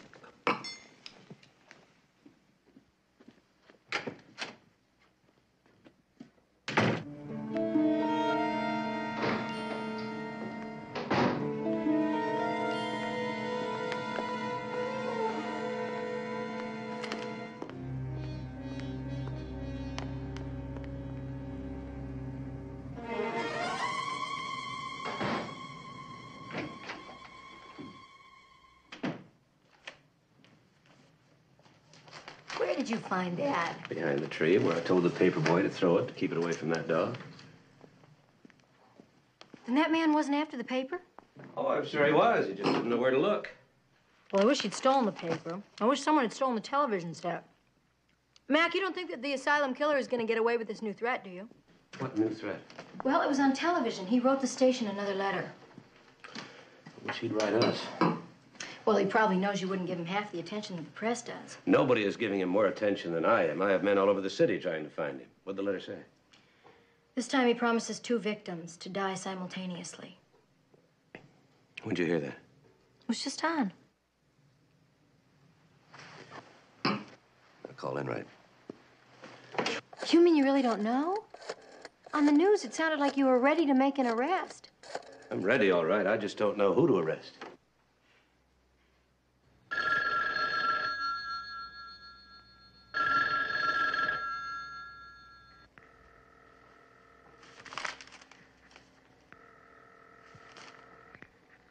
He's not there. Well, here's one for you. What are you doing opening my letter? It's from Mildred. I've been wondering where she was. Well, this will certainly tell you. It says, grow tall, anthill, teabag, say apple tournament. Sounds like Mildred. Gotta see it to read it. Grow tall, go tall, go tall. Got call, she got a call. Aunt Hill, Aunt Hill, Aunt Hill. Aunt ill, her aunt's ill. Teabag, say apple tournament. She'll be back the day after tomorrow. She got a call that her aunt is ill and she'll be back the day after tomorrow. Mm-hmm. Where does her aunt live? Oh, they just moved again. Somewhere near Bishop, I think. Seen the letter opener? Isn't it there? You sitting on it? No? Oh, Mildred must have borrowed it and forgotten to put it back. Of course! All the food in the refrigerator. She used the letter opener on the food in the refrigerator? No, that's why she prepared all that food. The refrigerator is stuffed. That's to last us until she gets back. And speaking of food, where's my duck? I want you to give it another minute. I want it to be just right. I wonder what she did with it.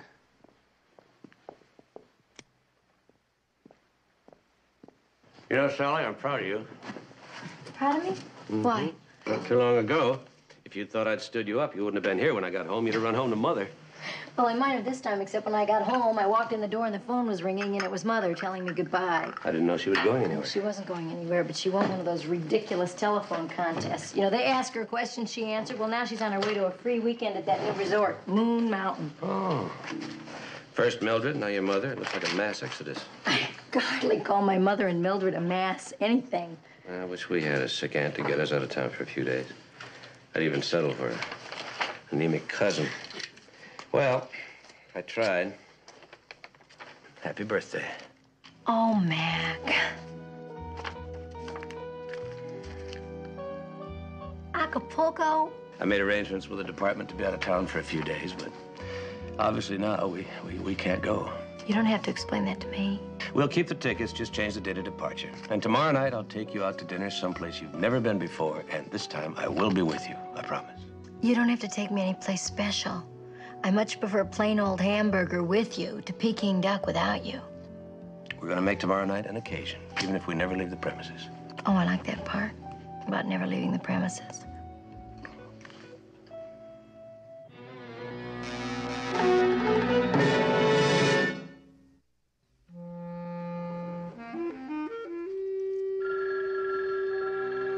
I didn't hear that. I didn't get home in time to hear that. Nobody knows what time I got home. If I don't answer it, they'll just call somebody else, that's all.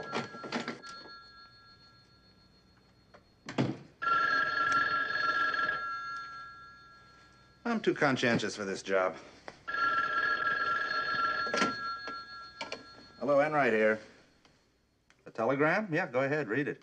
Tried unsuccessfully to reach you by phone tonight. Have decided a weekend off may do us both good. Am taking Sally on a trip. Why don't you try it? See you on Monday. Mac. A trip? Well, I know he's going on a trip. I mean, I was there when he picked up the tickets. Huh? Oh, no, operator, I wasn't talking to you. But thank you. Thank you very much indeed.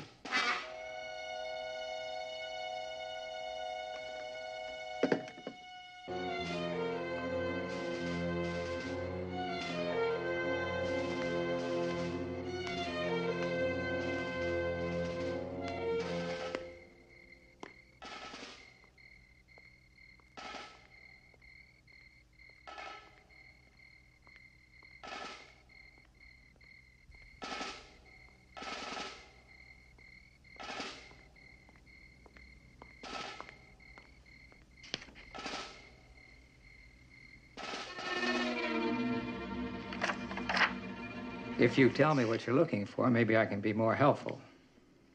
I'll know it when I find it. It's bound to be a sale between 80 and 100 gallons. Hey, wait a minute. Salamac. Is that the name of a company? Tell you the truth, I don't know. Do you have a phone book? Over there.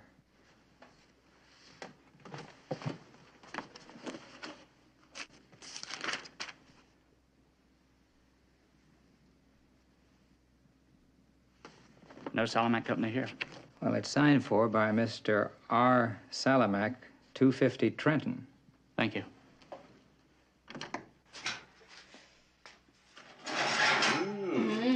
Ooh. Oh. Okay. If you wait a couple hours, I'll give you some champagne to go with it. Why do we have to wait? Are you warming that too? Will you look in the refrigerator? There's a note on it.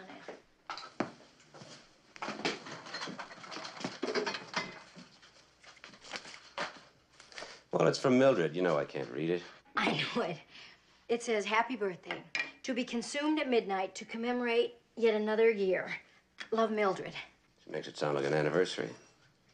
Still, it's a good year. Do we have to wait? We do. It's a nice way to begin my birthday.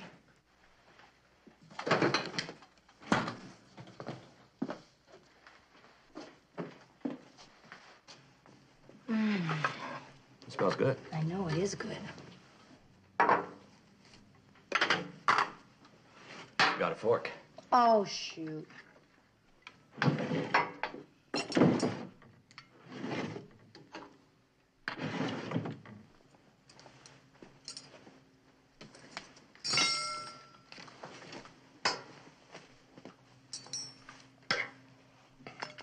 There aren't any knives. Don't be ridiculous. Of course there's knives.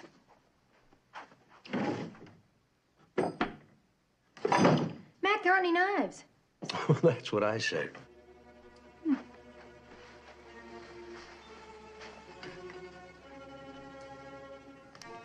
How is it? Delicious.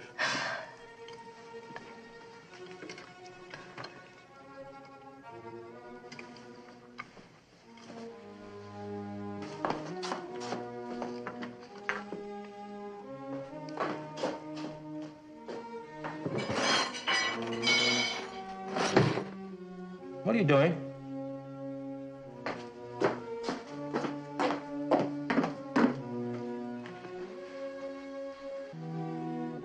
Mac, there aren't any knives. Anywhere.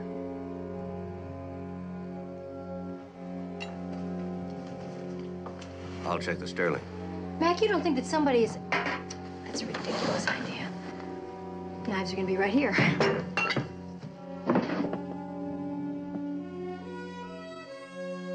There aren't any knives.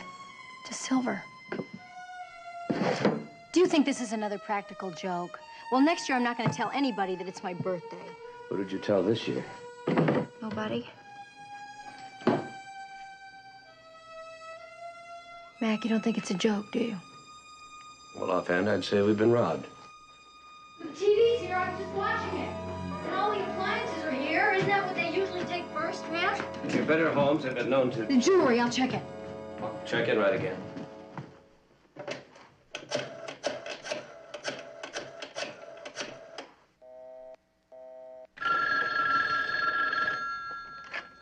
Hello. Oh, Sergeant Enright. How nice to hear from you again tonight. Loretta, I'm very, very sorry about having to work late tonight.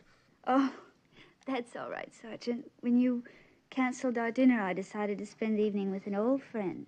Oh, well, I figured that there was someone waiting in line to take my place. But I'm glad you got home early. I never left home. Oh, you mean your friend came over to your house? Is he still there? I mean, look, Loretta, I can call back later. No, I'm glad you called. I miss being with you tonight, Sergeant. Yeah, so did I. I mean, I miss being with you, Loretta. And I was kind of hoping that we could just leave tonight. I've got reservations and everything. Separate rooms, of course. Reservations? Are we going somewhere, Sergeant? Well, the last time I was with you, you mentioned this trip you were interested in taking. Oh, Sergeant, you don't mean Moon Mountain. I mean, that's the trip this season. You got reservations? Well, I had to throw my weight around a little, but I got them. And, well, is that okay? I mean, is it possible? I mean, will you, Loretta? Tonight? Excuse me, but I am talking to Sergeant Charles Enright of the San Francisco Police, aren't I? Is something wrong? You can't go? Well, it's just such an unexpected invitation. I mean, especially coming from you, Sergeant. I've never known you to be so impulsive. Well, it's the first time I ever have been. And if you can't go, it's probably going to be the last. Oh, I can go. I've been waiting for someone to invite me to Moon Mountain ever since it opened, but I never dreamed it would be you. Yeah, well, neither did I. Enright's still busy. Stereos there, antiques, paintings. Nothing is missing. You sound disappointed. Well, I am. It's a little bit unflattering to be told that your jewelry isn't even worth stealing. There's some really nice pieces in here. Camera's still here. Mac, it just occurred to me, that man who's outside. He's the thief that invited us out to dinner so he could burgle a house. It wasn't a practical joke at all. It just occurred to you, huh? You'd already figured it out. Everything else probably makes sense to you, too. No, nothing else makes sense. Wait a minute. The letter opener's missing. Oh, Mildred just misplaced that. No, of course. We just thought that Mildred misplaced that. Knives and a letter opener. It's so strange. You know, my knitting needles are missing, too. Knitting needles? Yeah, well, I was going to knit while I was waiting for you to come home tonight, but I couldn't find my needles. I found my knitting, but I couldn't find my needles. Knitting needles? Knives? Letter opener? Scissors, Sally. Scissors? Of course, everything else was sharp.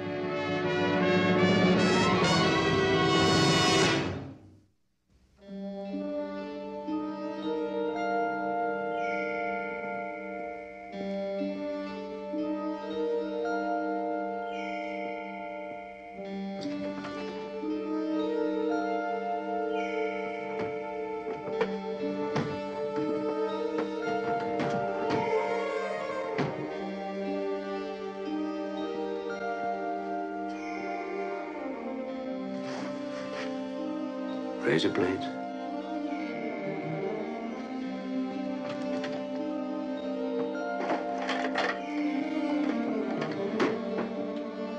No scissors. Mine, too. Let's check in the kitchen.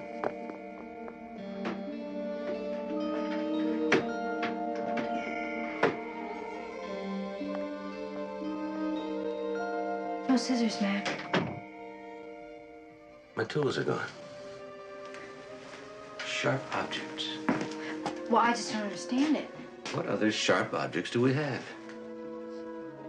Fireplace tools.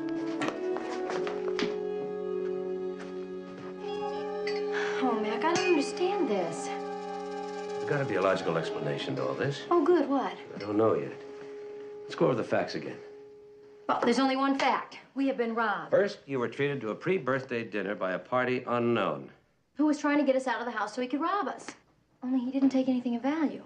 Value to him is obviously different than value to us. He took only sharp objects. Obviously, he didn't want us to cut. What? Ourselves, Mac? I doubt that.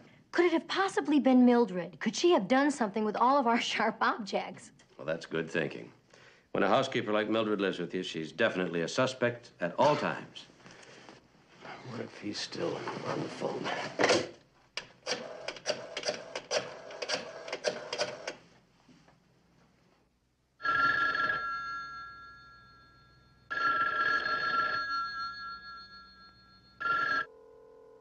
Now there's no answer. It's not like the good sergeant. First he's out, then he's in, then he's out again.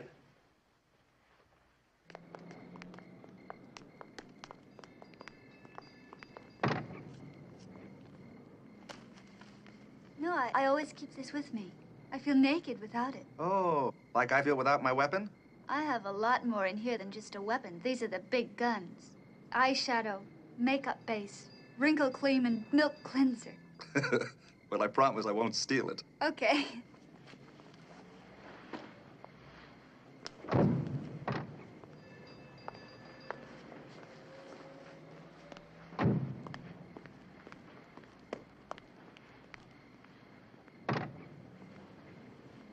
Champagne. Sergeant, is this the real you? No, it isn't. But then it's not the real commissioner to give me the weekend off, either. This is really quite exciting, Sergeant. Are you going to call me Sergeant all weekend, Loretta? I love calling you Sergeant. I mean, I like that you're a sergeant, don't you? Well, sure I do. It's just that I want to forget it for the weekend. I mean, I want to let Charlie Enright out to howl for a couple of days. Well, I find Charlie Enright adorable also. You know, Loretta, I really didn't think that you were going to come with me. I mean, I really didn't think that you would. I mean, there must be a whole line of fellas just waiting to take you to nice places. Well, a lot of guys call me, yes, but you're my only sergeant. Sergeant.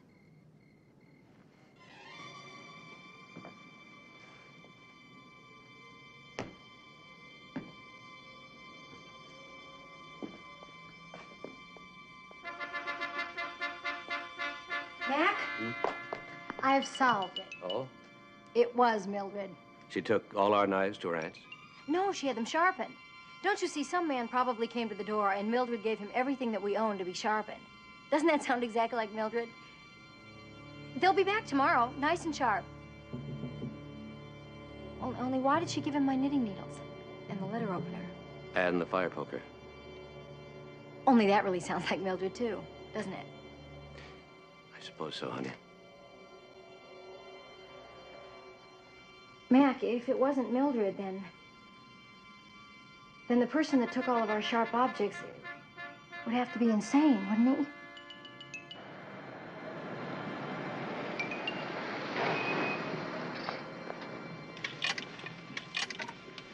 Central? Central, over. 412 here. What's Commissioner McMillan's address? 250, Trenton. That's what I thought. Thank you.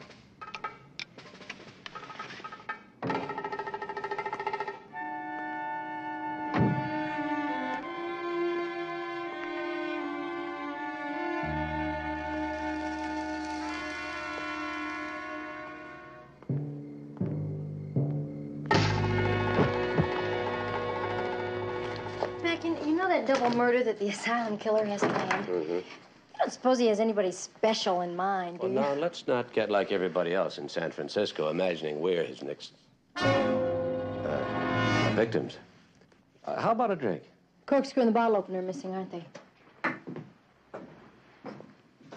Not even Mildred would have those sent out to be sharpened. Mac, I think I'll take you up on that drink. Oh.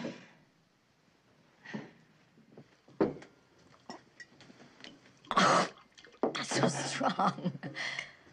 Just what are you trying to take my mind off of? It's what I'd like to get your mind on. Arriba. Arriba. Abajo. Abajo. Al centro. El centro. Al dentro.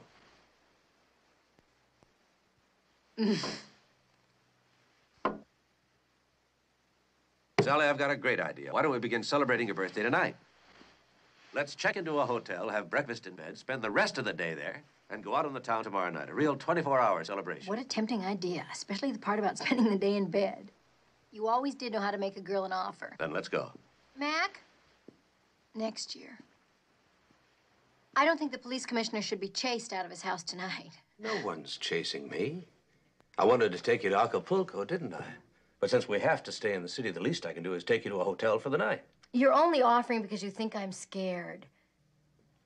Are you scared? Yes. Then let's go. Mac! Come here. You can't run away every time your wife is a little scared.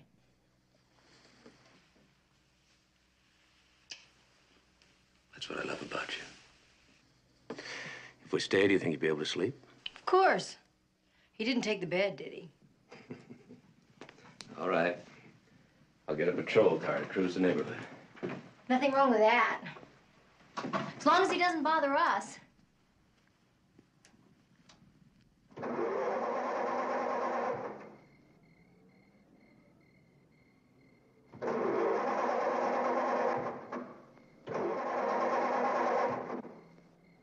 Oh, why don't you look under the hood? Well, I don't think it would do very much good. How do you know? Because everything always looks fine every time I look under the hood. Oh, you too, huh? Me too. You too? Me too. Oh, listen, I was saving this till later. But we might as well drink it now, huh? I mean, it could help to keep us warm. It's not on ice. Well, that's okay, because I am. No. You know, I didn't know which kind you'd prefer. You know, the pipers or the mums. They're both good. Yeah, I mean, some people are really very, very, very fussy. Oh, excuse me. They're really fussy about the kind of champagne that they drink. Oh, I know. I know some men who think they can't get down anything but Dom Perignon. Oh, I don't know that one. Oh, it's good, too. Oh. Well, all I knew is that I wanted something, something important. I mean, I wasn't going to settle for any of that domestic stuff. Hey, that's really good.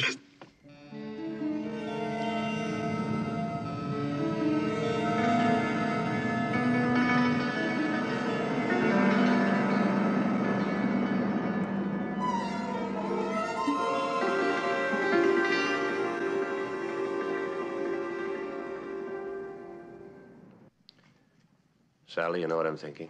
You got a solution. I'm thinking maybe I should go back into law practice. Oh, Mac. Well, it'll be okay if I could keep my public life out of my private one, but I can't seem to do that. Well, it's exactly the way I like it. You know, I'm very suspicious of men who do not involve their wives in their work. And you know yourself that my dad said that my mother could put clues together faster than he could. Well, I wish she were here tonight. Don't you find that a little strange? What? That Mother's not here? But why would anybody want to get my mother out of town? Yeah, well, she does have a way of dropping in unexpectedly. I never thought that bothered you. It doesn't. I love your mother. How nice. Still, I wish that Mildred's aunt could have held on until Mother got back. Do you have a phone number for Mildred's aunt, just in case Mildred does know where the knives are? Not since she's moved. Anyway, Mildred's not going to get there till tomorrow morning. She takes the bus. Mac, you don't suppose there is a possibility that Mildred is going to find her aunt in good health? A possibility that it's all part of the same plan that got me out of the house so we could be robbed, the same plan that got us robbed, and the same plan that got my mother out of town for the weekend, and the I same... think it's a possibility. It's all part of the same plan. Aha! Yes, and it's also a possibility that by the light of day, none of this will seem so puzzling. You're not trying to tell me that you could sleep. You wouldn't care to join me, would you? Well, it's not that I couldn't sleep. It's just that I did have this book that I was dying to finish. What book? A War and Peace. I didn't know you'd started it. Oh, I haven't. I just thought tonight would be an ideal night to start it and to finish it. Well, I probably couldn't sleep either. You are so cute when you lie. How about Scrabble? Scrabble, thanks a lot. How can you keep your mind on Scrabble? Well, if I don't, you know where it will be. Well, I guess I'd better call for help. Call? There's no one around to hear you. Well, I have a car phone. Of course, I wasn't planning to use it on this trip, but it's a lot faster than calling an auto club. You know, I was telling my roommate about all the advantages of dating a man like you, and I didn't know you had a car phone, but I'll put that on my list. Your list? Well, I'd sure like to hear that list. I mean, what does someone like you see in a cop? Well, I think best of all, I like that you like being a cop. You do, don't you? Yes. I mean, why else would I do it? Well, I'm a model for the money that's in it. Oh, well, I don't know of any cops that are in it for the money. I don't think I've ever gone with anyone that could make that statement.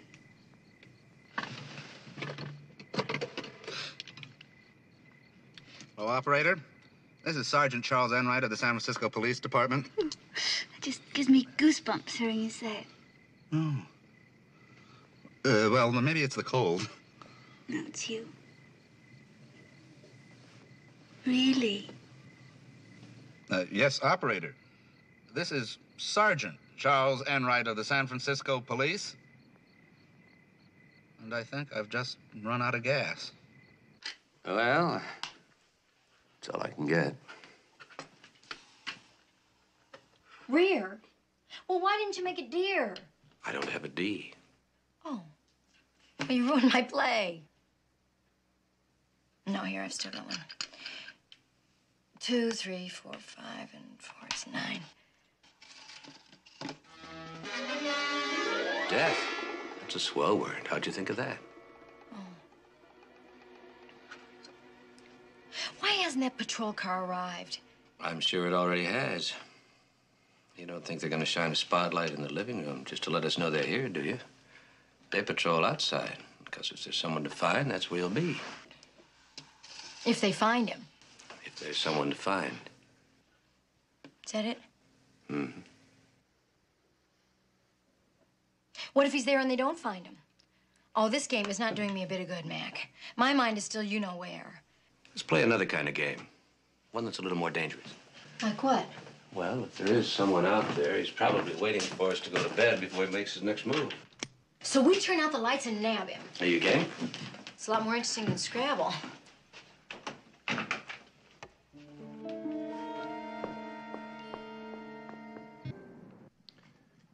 Sally, you know what I'm thinking? You got a solution. I'm thinking maybe I should go back into law practice. Oh, Mac. Well, it'll be okay if I could keep my public life out of my private one, but I can't seem to do that. Well, it's exactly the way I like it. You know, I'm very suspicious of men who do not involve their wives in their work. And you know yourself that my dad said that my mother could put clues together faster than he could. I wish she were here tonight. Don't you find that a little strange? What? That Mother's not here? But why would anybody want to get my mother out of town? Yeah, well, she does have a way of dropping in unexpectedly. I never thought that bothered you. It doesn't. I love your mother. How nice. Still, I wish that Mildred's aunt could have held on until Mother got back. Do you have a phone number for Mildred's aunt, just in case Mildred does know where the knives are? Not since she's moved. Anyway, Mildred's not going to get there till tomorrow morning. She takes the bus. Mac, you don't suppose there is a possibility that Mildred is going to find her aunt in good health? A possibility that it's all part of the same plan that got me out of the house so we could be robbed, the same plan that got us robbed, and the same plan that got my mother out of town for the weekend. I think it's a possibility. It's all part of the same plan. Uh-huh. Yes, and it's also a possibility that by the light of day, none of this will seem so puzzling. You're not trying to tell me that you could sleep. You wouldn't care to join me, would you? Well, it's not that I couldn't sleep. It's just that I did have this book that I was dying to finish. What book? A War and Peace. I didn't know you'd started it. Oh, I haven't. I just thought tonight would be an ideal night to start it and to finish it. Well, I probably couldn't sleep either. You are so cute when you lie. How about Scrabble? Scrabble. Thanks a lot. How can you keep your mind on Scrabble? Well, if I don't, you know where it will be. Well, I guess I'd better call for help. Call? There's no one around to hear you. Well, I have a car phone. Of course, I wasn't planning to use it on this trip, but it's a lot faster than calling an auto club.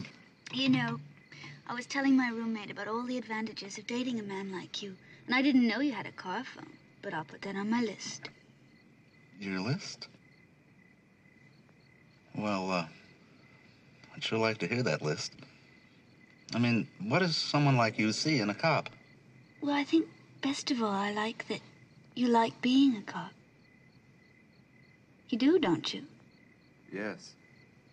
I mean, why else would I do it? Well, I'm a model for the money that's in it. Oh, well, I don't know of any cops that are in it for the money. I don't think I've ever gone with anyone that could make that statement.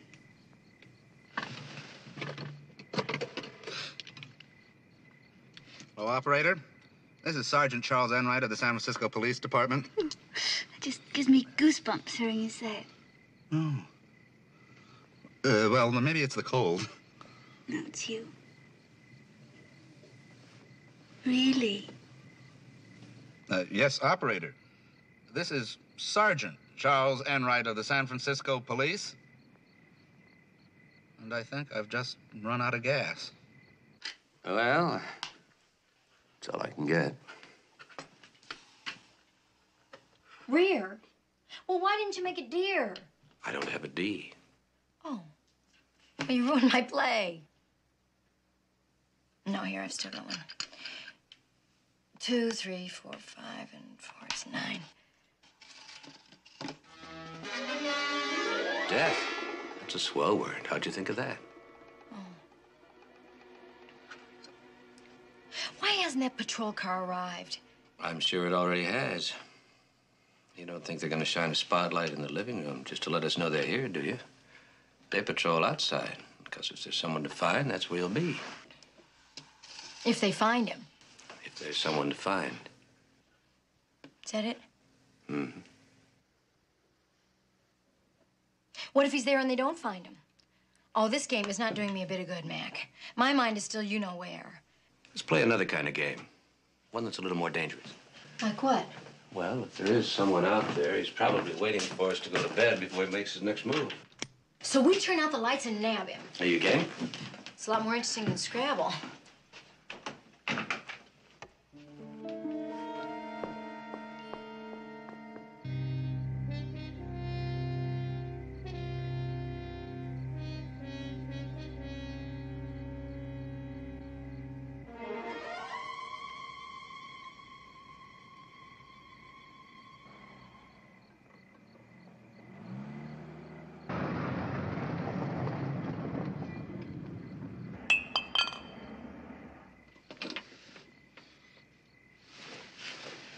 Loretta, we're here. Moon Mountain. Loretta, look, this is the trip you've been waiting for a whole year for someone to take you on, and now someone has. Loretta, you all right? Hadn't we better go home now, Sergeant? I mean, isn't it getting late? Loretta, don't go to sleep. We're here, Moon Mountain, and... well, no wonder everybody's talking about it. I mean, it's fantastic. Please?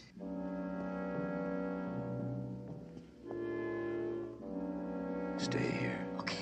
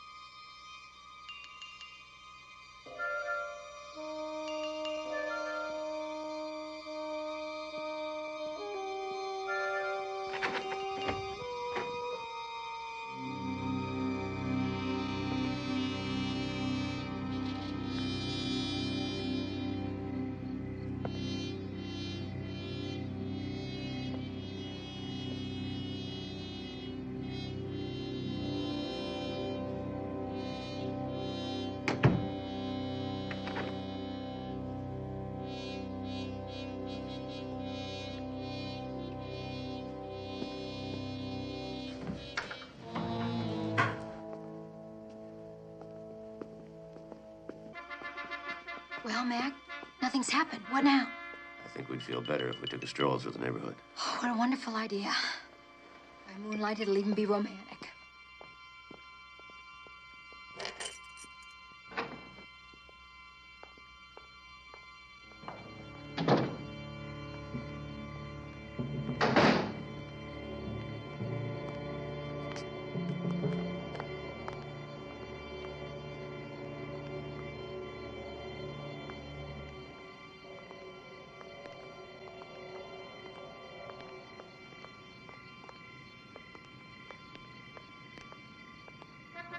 Isn't it a perfect night for a stroll? Oh, I always try to take a walk on garbage night. That's when the street looks its best. Well, why don't you not look down? You should look up at the stars. That's one of the things I love about you. Hey! Wait here.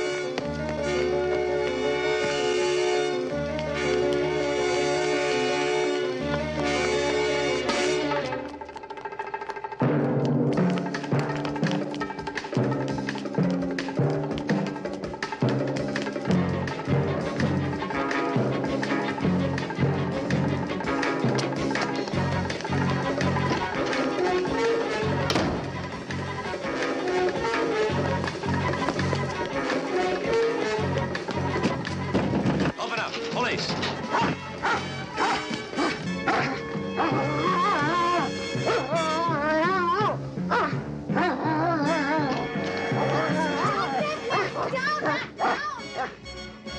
Down, Mac, down! I'm afraid you'll have to forgive Mac. He's a killer. But that's why we got him, of course. To protect us from the asylum killer. Well, I'm sorry, but a man just ran through your door. Oh, that was Harry. He lives here. And I recognize you from the TV. You're the police commissioner, right? Yeah, that's right, ma'am. This is my wife, Sally. Oh, Mrs. Commissioner, I told Harry he was going to have to cut that out now that we have a police commissioner living in the neighborhood. What exactly was Harry doing? Come on, Harry. Tell them. Maybe the commissioner will show a little mercy, since we're neighbors, and they won't give you the electric chair. Well, since her mother moved in with us, Commissioner, we're a 5-can family, but I still only got 4 cans. So on garbage nights, I slip the extra into other folks' cans. You know, you have 4 cans, Commissioner, but you're not really much more than a 2-can family. Well, I mean, you can have one of our cans. Maybe just borrow it until you have kids, or her mother comes to live with you.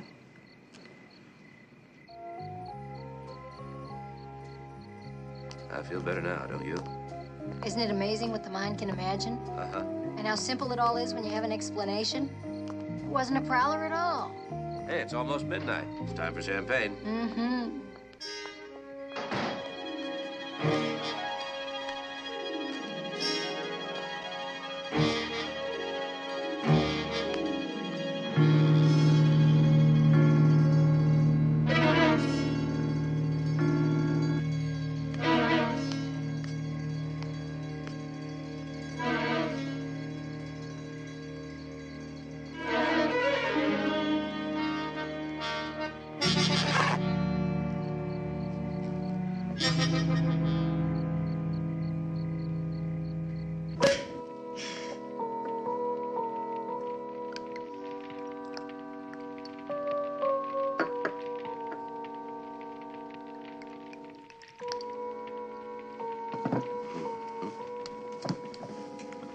Happy birthday, sweetheart.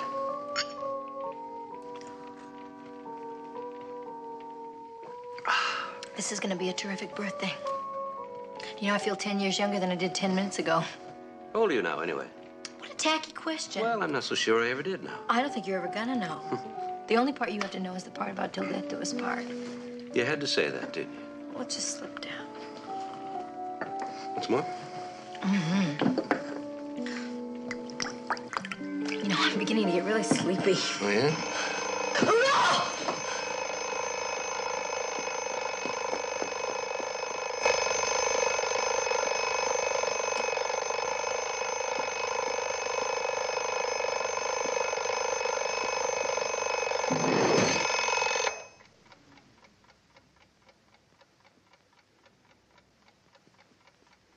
Drug.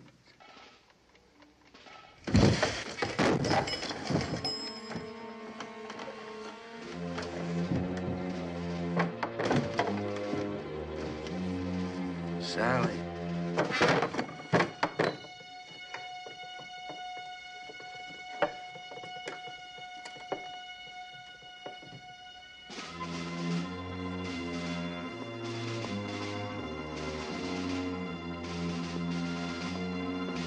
Sally, wait.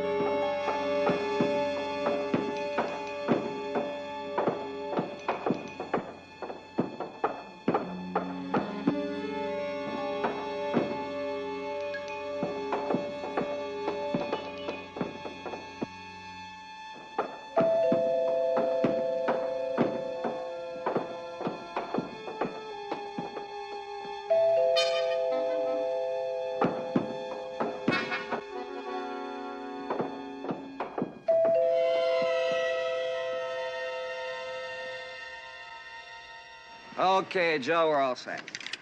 Let's go over the checklist again. Okay.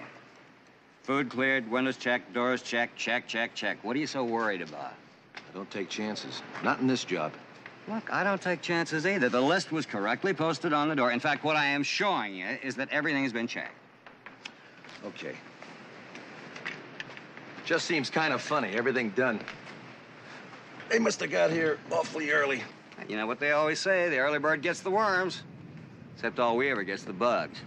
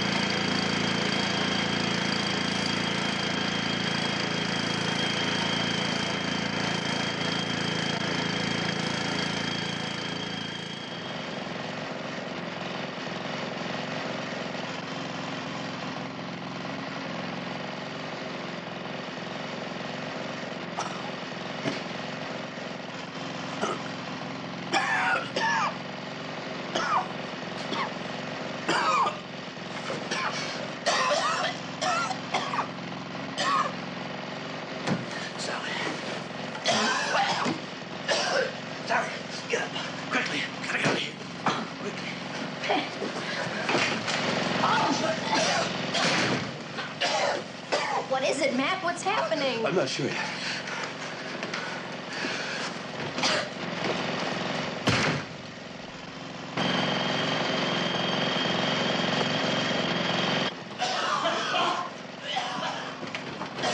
Get out. Are you all right? Yeah. I just feel I spent the day night. Nick, it looks as though there's a bag over the house. Is that possible? Exterminators? Exterminators? I didn't call them. I've been meaning to call them, but I know I didn't call them. I know you didn't call him. Neither did I. The asylum killer. This is how he's gonna kill us, Mac. He likes his victims to die slowly. That's his style. We're the double-header, Mac. We're not gonna die slowly. We're not gonna die at all. We woke up just in time.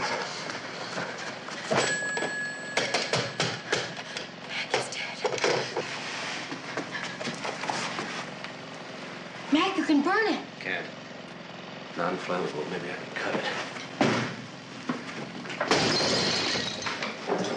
Stand back.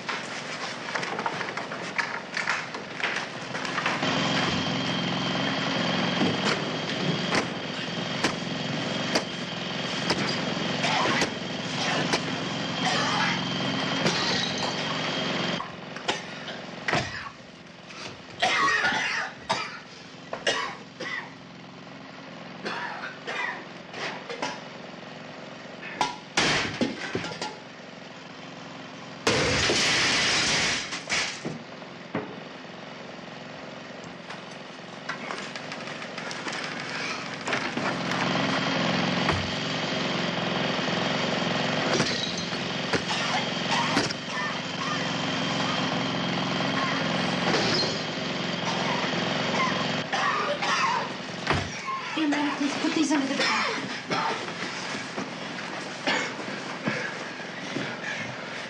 There's still time. There's plenty of good air upstairs. Come on. Mac, I know that gas is heavier than air, so it rises. But it does rise. Oh, Mac, we've got to think of something else to try. Yeah.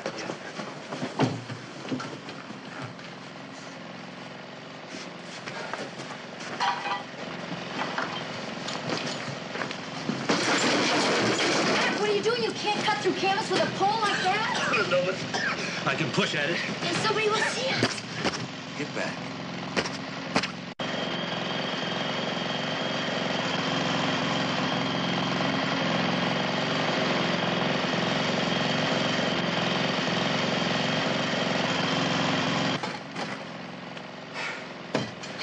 Here, Fantastic. try my specialty. Try. Help! Help! Hey, cut that racket out there, will you? This is Saturday. People are still trying to sleep around here. They gotta get somebody to fix that machine before we go on another job. Somebody's gonna call the police department if they don't. Just needs to on. We'll squirt a little on when we get back to the shop. Save it. If it isn't Oh, back, what? they're not gonna hear it. We'll get out. We'll make it. How? Well, Oh, you've man. forgotten the telephone. That's dead. You know that. That isn't gonna stop people from calling us. And when they can't get through, they'll investigate. My mother. She's always fighting with the telephone company. But not long distance, Mac. Mildred's not gonna call us. Everybody else in town is used to the bad service. They won't even think about it. Nobody's gonna check, Mac. Nobody. I'm sure Enright will be calling to check.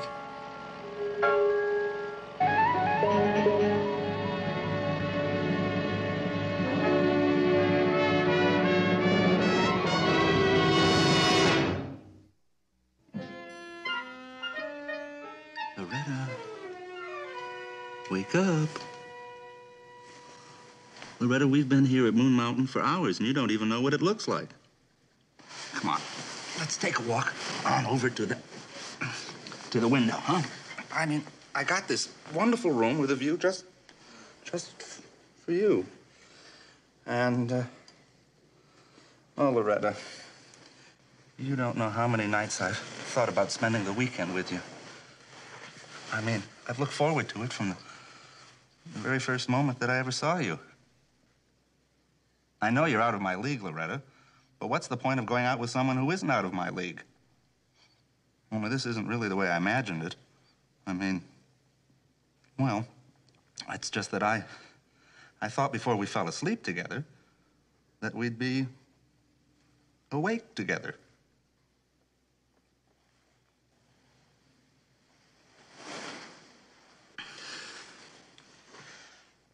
You know, I wish the commissioner had never even sent me that telegram. Come to think of it, it's really not like the commissioner to send me a telegram.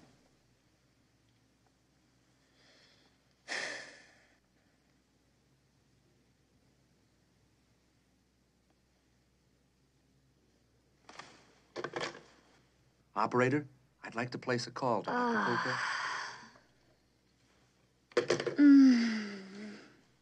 You awake, Loretta?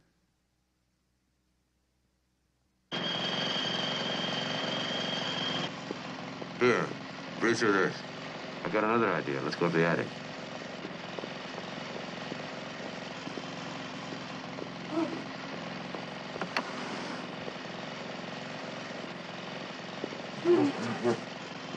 Here.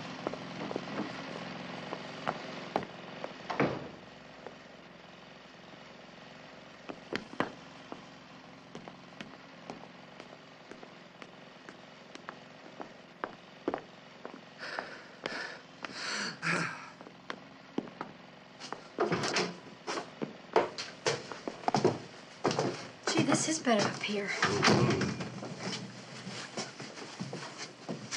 For how long, Mac? Oh, we have 3 or 4 hours. Yeah, the way I read that, we have about an hour. Hey. Happy birthday. I've forgotten all about it. Well, it's one birthday I'll remember for the rest of my life.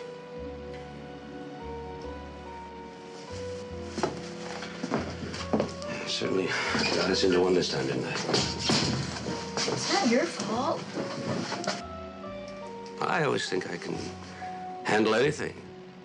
You can. You know, Mac, I'm not afraid of dying as long as we're together.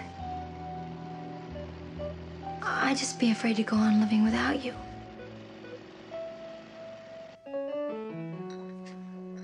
Sergeant! Sergeant Enright! Okay, they found me. Well, I was ready to go back anyhow. Mrs. Hall, I never expected to see you here. It's an unexpected pleasure for me, too, Sergeant. How are you? I'm just fine. Are you alone? Are you trying to pick me up, Sergeant? No, but I'd love to buy you breakfast. Look, I hate counters. We could move over to that table. What a lovely idea. Thank you. Does your room have a nice view, Sergeant? Oh, yes, I've been looking at it all morning. It's also the most expensive view I've ever had. Well, I wouldn't know about that, Sergeant. I'm not paying for my room. I won this trip. Won it? Well, how did you do that? One of those phone contests where they call and ask you a question. Oh, well, what was the question you had to answer to win a trip like this? I mean, it must have been a Lulu. Oh, it was, Sergeant. They wanted to know the name of the police commissioner of San Francisco. I wish Mac and Sally were here. What if they didn't get away to Acapulco? Perhaps I should give them a call. They could fly up this afternoon. Oh. Well, I'd love seeing the commissioner.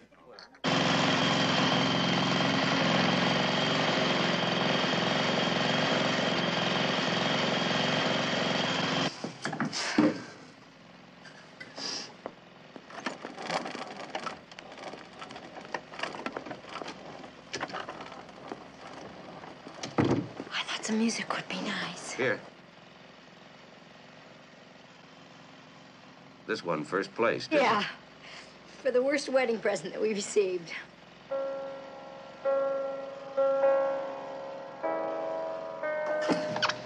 Ooh, the Death March. I didn't know we had the Death March. You don't.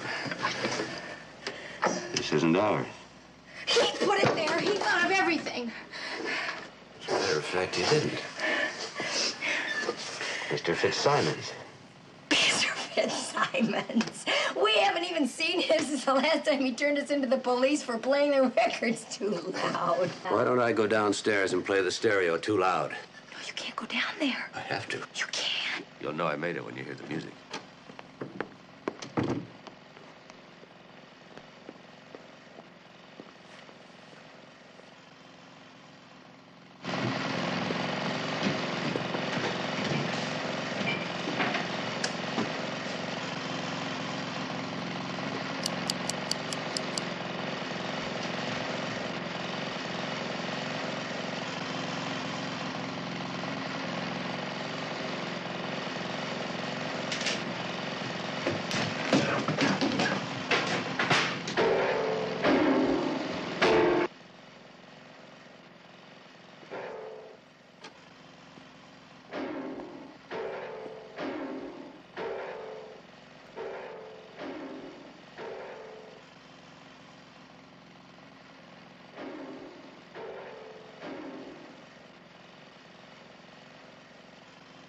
Have you come to save us?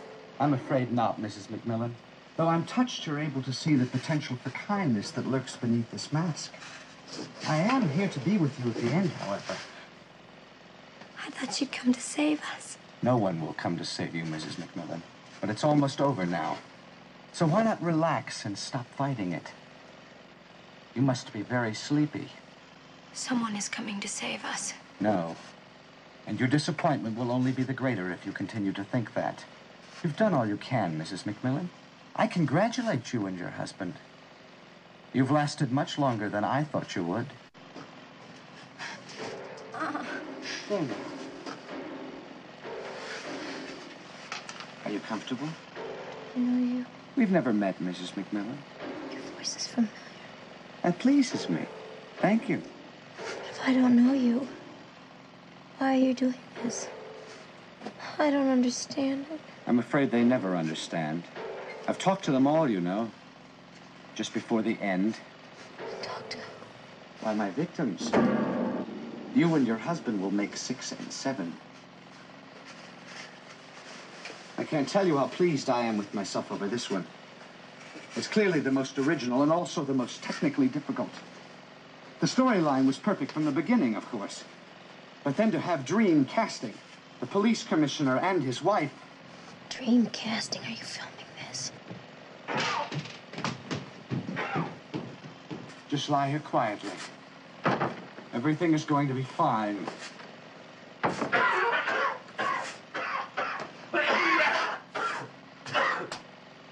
Sally, why did you open the door?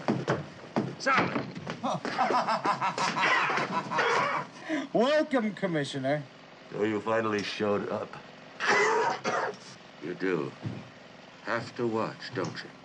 How nice to be expected. Your wife seems surprised to see me. Though we've been having a lovely little chat, considering her condition. But I can see your mind's not quite as foggy yet. How do you do it, Commissioner? Oh, don't make that mistake. Just after I praised you on how well your mind was working. Oh, this afternoon? I don't see how. 3 days' work. No, I don't think so. Yeah, I realize. But thank you anyway. Goodbye. They wanted you to work today? Yes, all weekend. Pose at some factory that's closed. You mean they want you to come back from your trip just for 3 days' work? Isn't that asking an awful lot? But then they pay me an awful lot, Sergeant. I get $400 a day.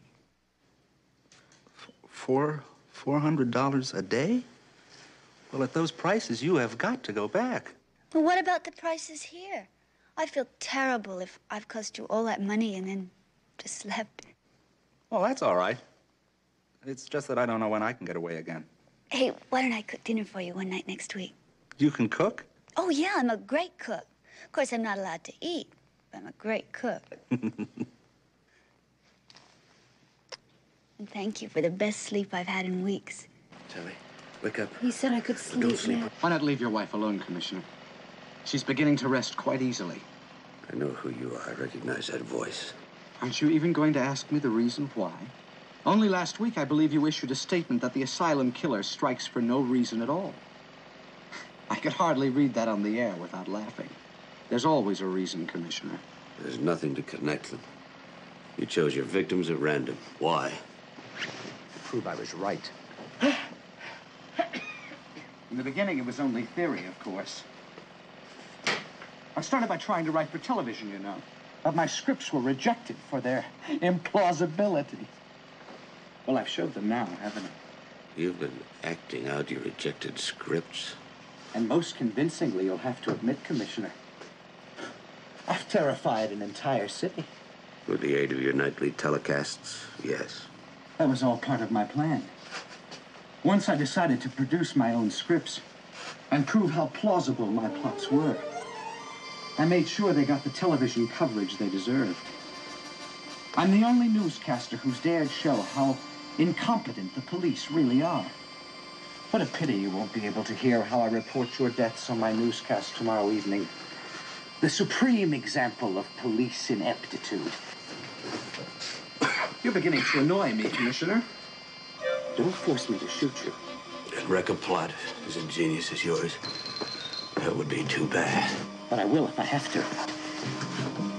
I can't believe a mind as subtle as yours would resort to simple gunplay, unless, of course, you're planning something far more ingenious than I suspected. A triple play instead of a double header. Triple play? What are you talking about? With all this gas, you fire that gun and the flash of it'll blow the roof off this place. Unless, of course, that's what you have in mind. The three of us at once, who can tell with a mind like yours? Kill myself. Don't be silly, Commissioner. Still not ready? To die? Why would I ever be ready to die? That's what all these killings are about, isn't it? Watching your victims die. Trying to get to the point where you can face it. Well, you've watched 5 victims die now. Can you go out with 6 and 7? What are you doing? Fire it. We can all go together. Maybe we can even dance. Turn that on! Sally, breathe deeply. Oh. Breathe. I was just resting, Mac. Keep it on till we get out here. Mac, don't shoot! The gas will explode. Hey, there's people in there. Call the police. The trouble with people who invent implausible plots is they don't recognize one when they hear it.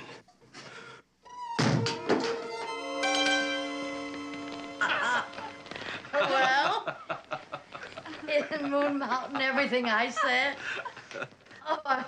Oh, it's so wonderful you could all get away and get here for the weekend. Oh, Mother, that was just a lovely excuse for you to stay another week waiting for us. Don Perignon. Sergeant, you shouldn't have. Well, some people are very choosy about their champagnes.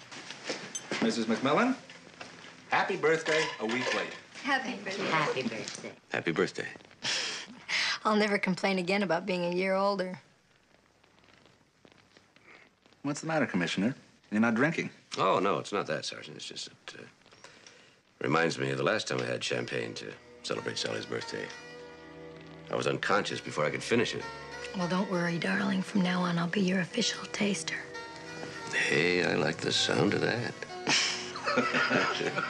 Really having a lot of trouble here.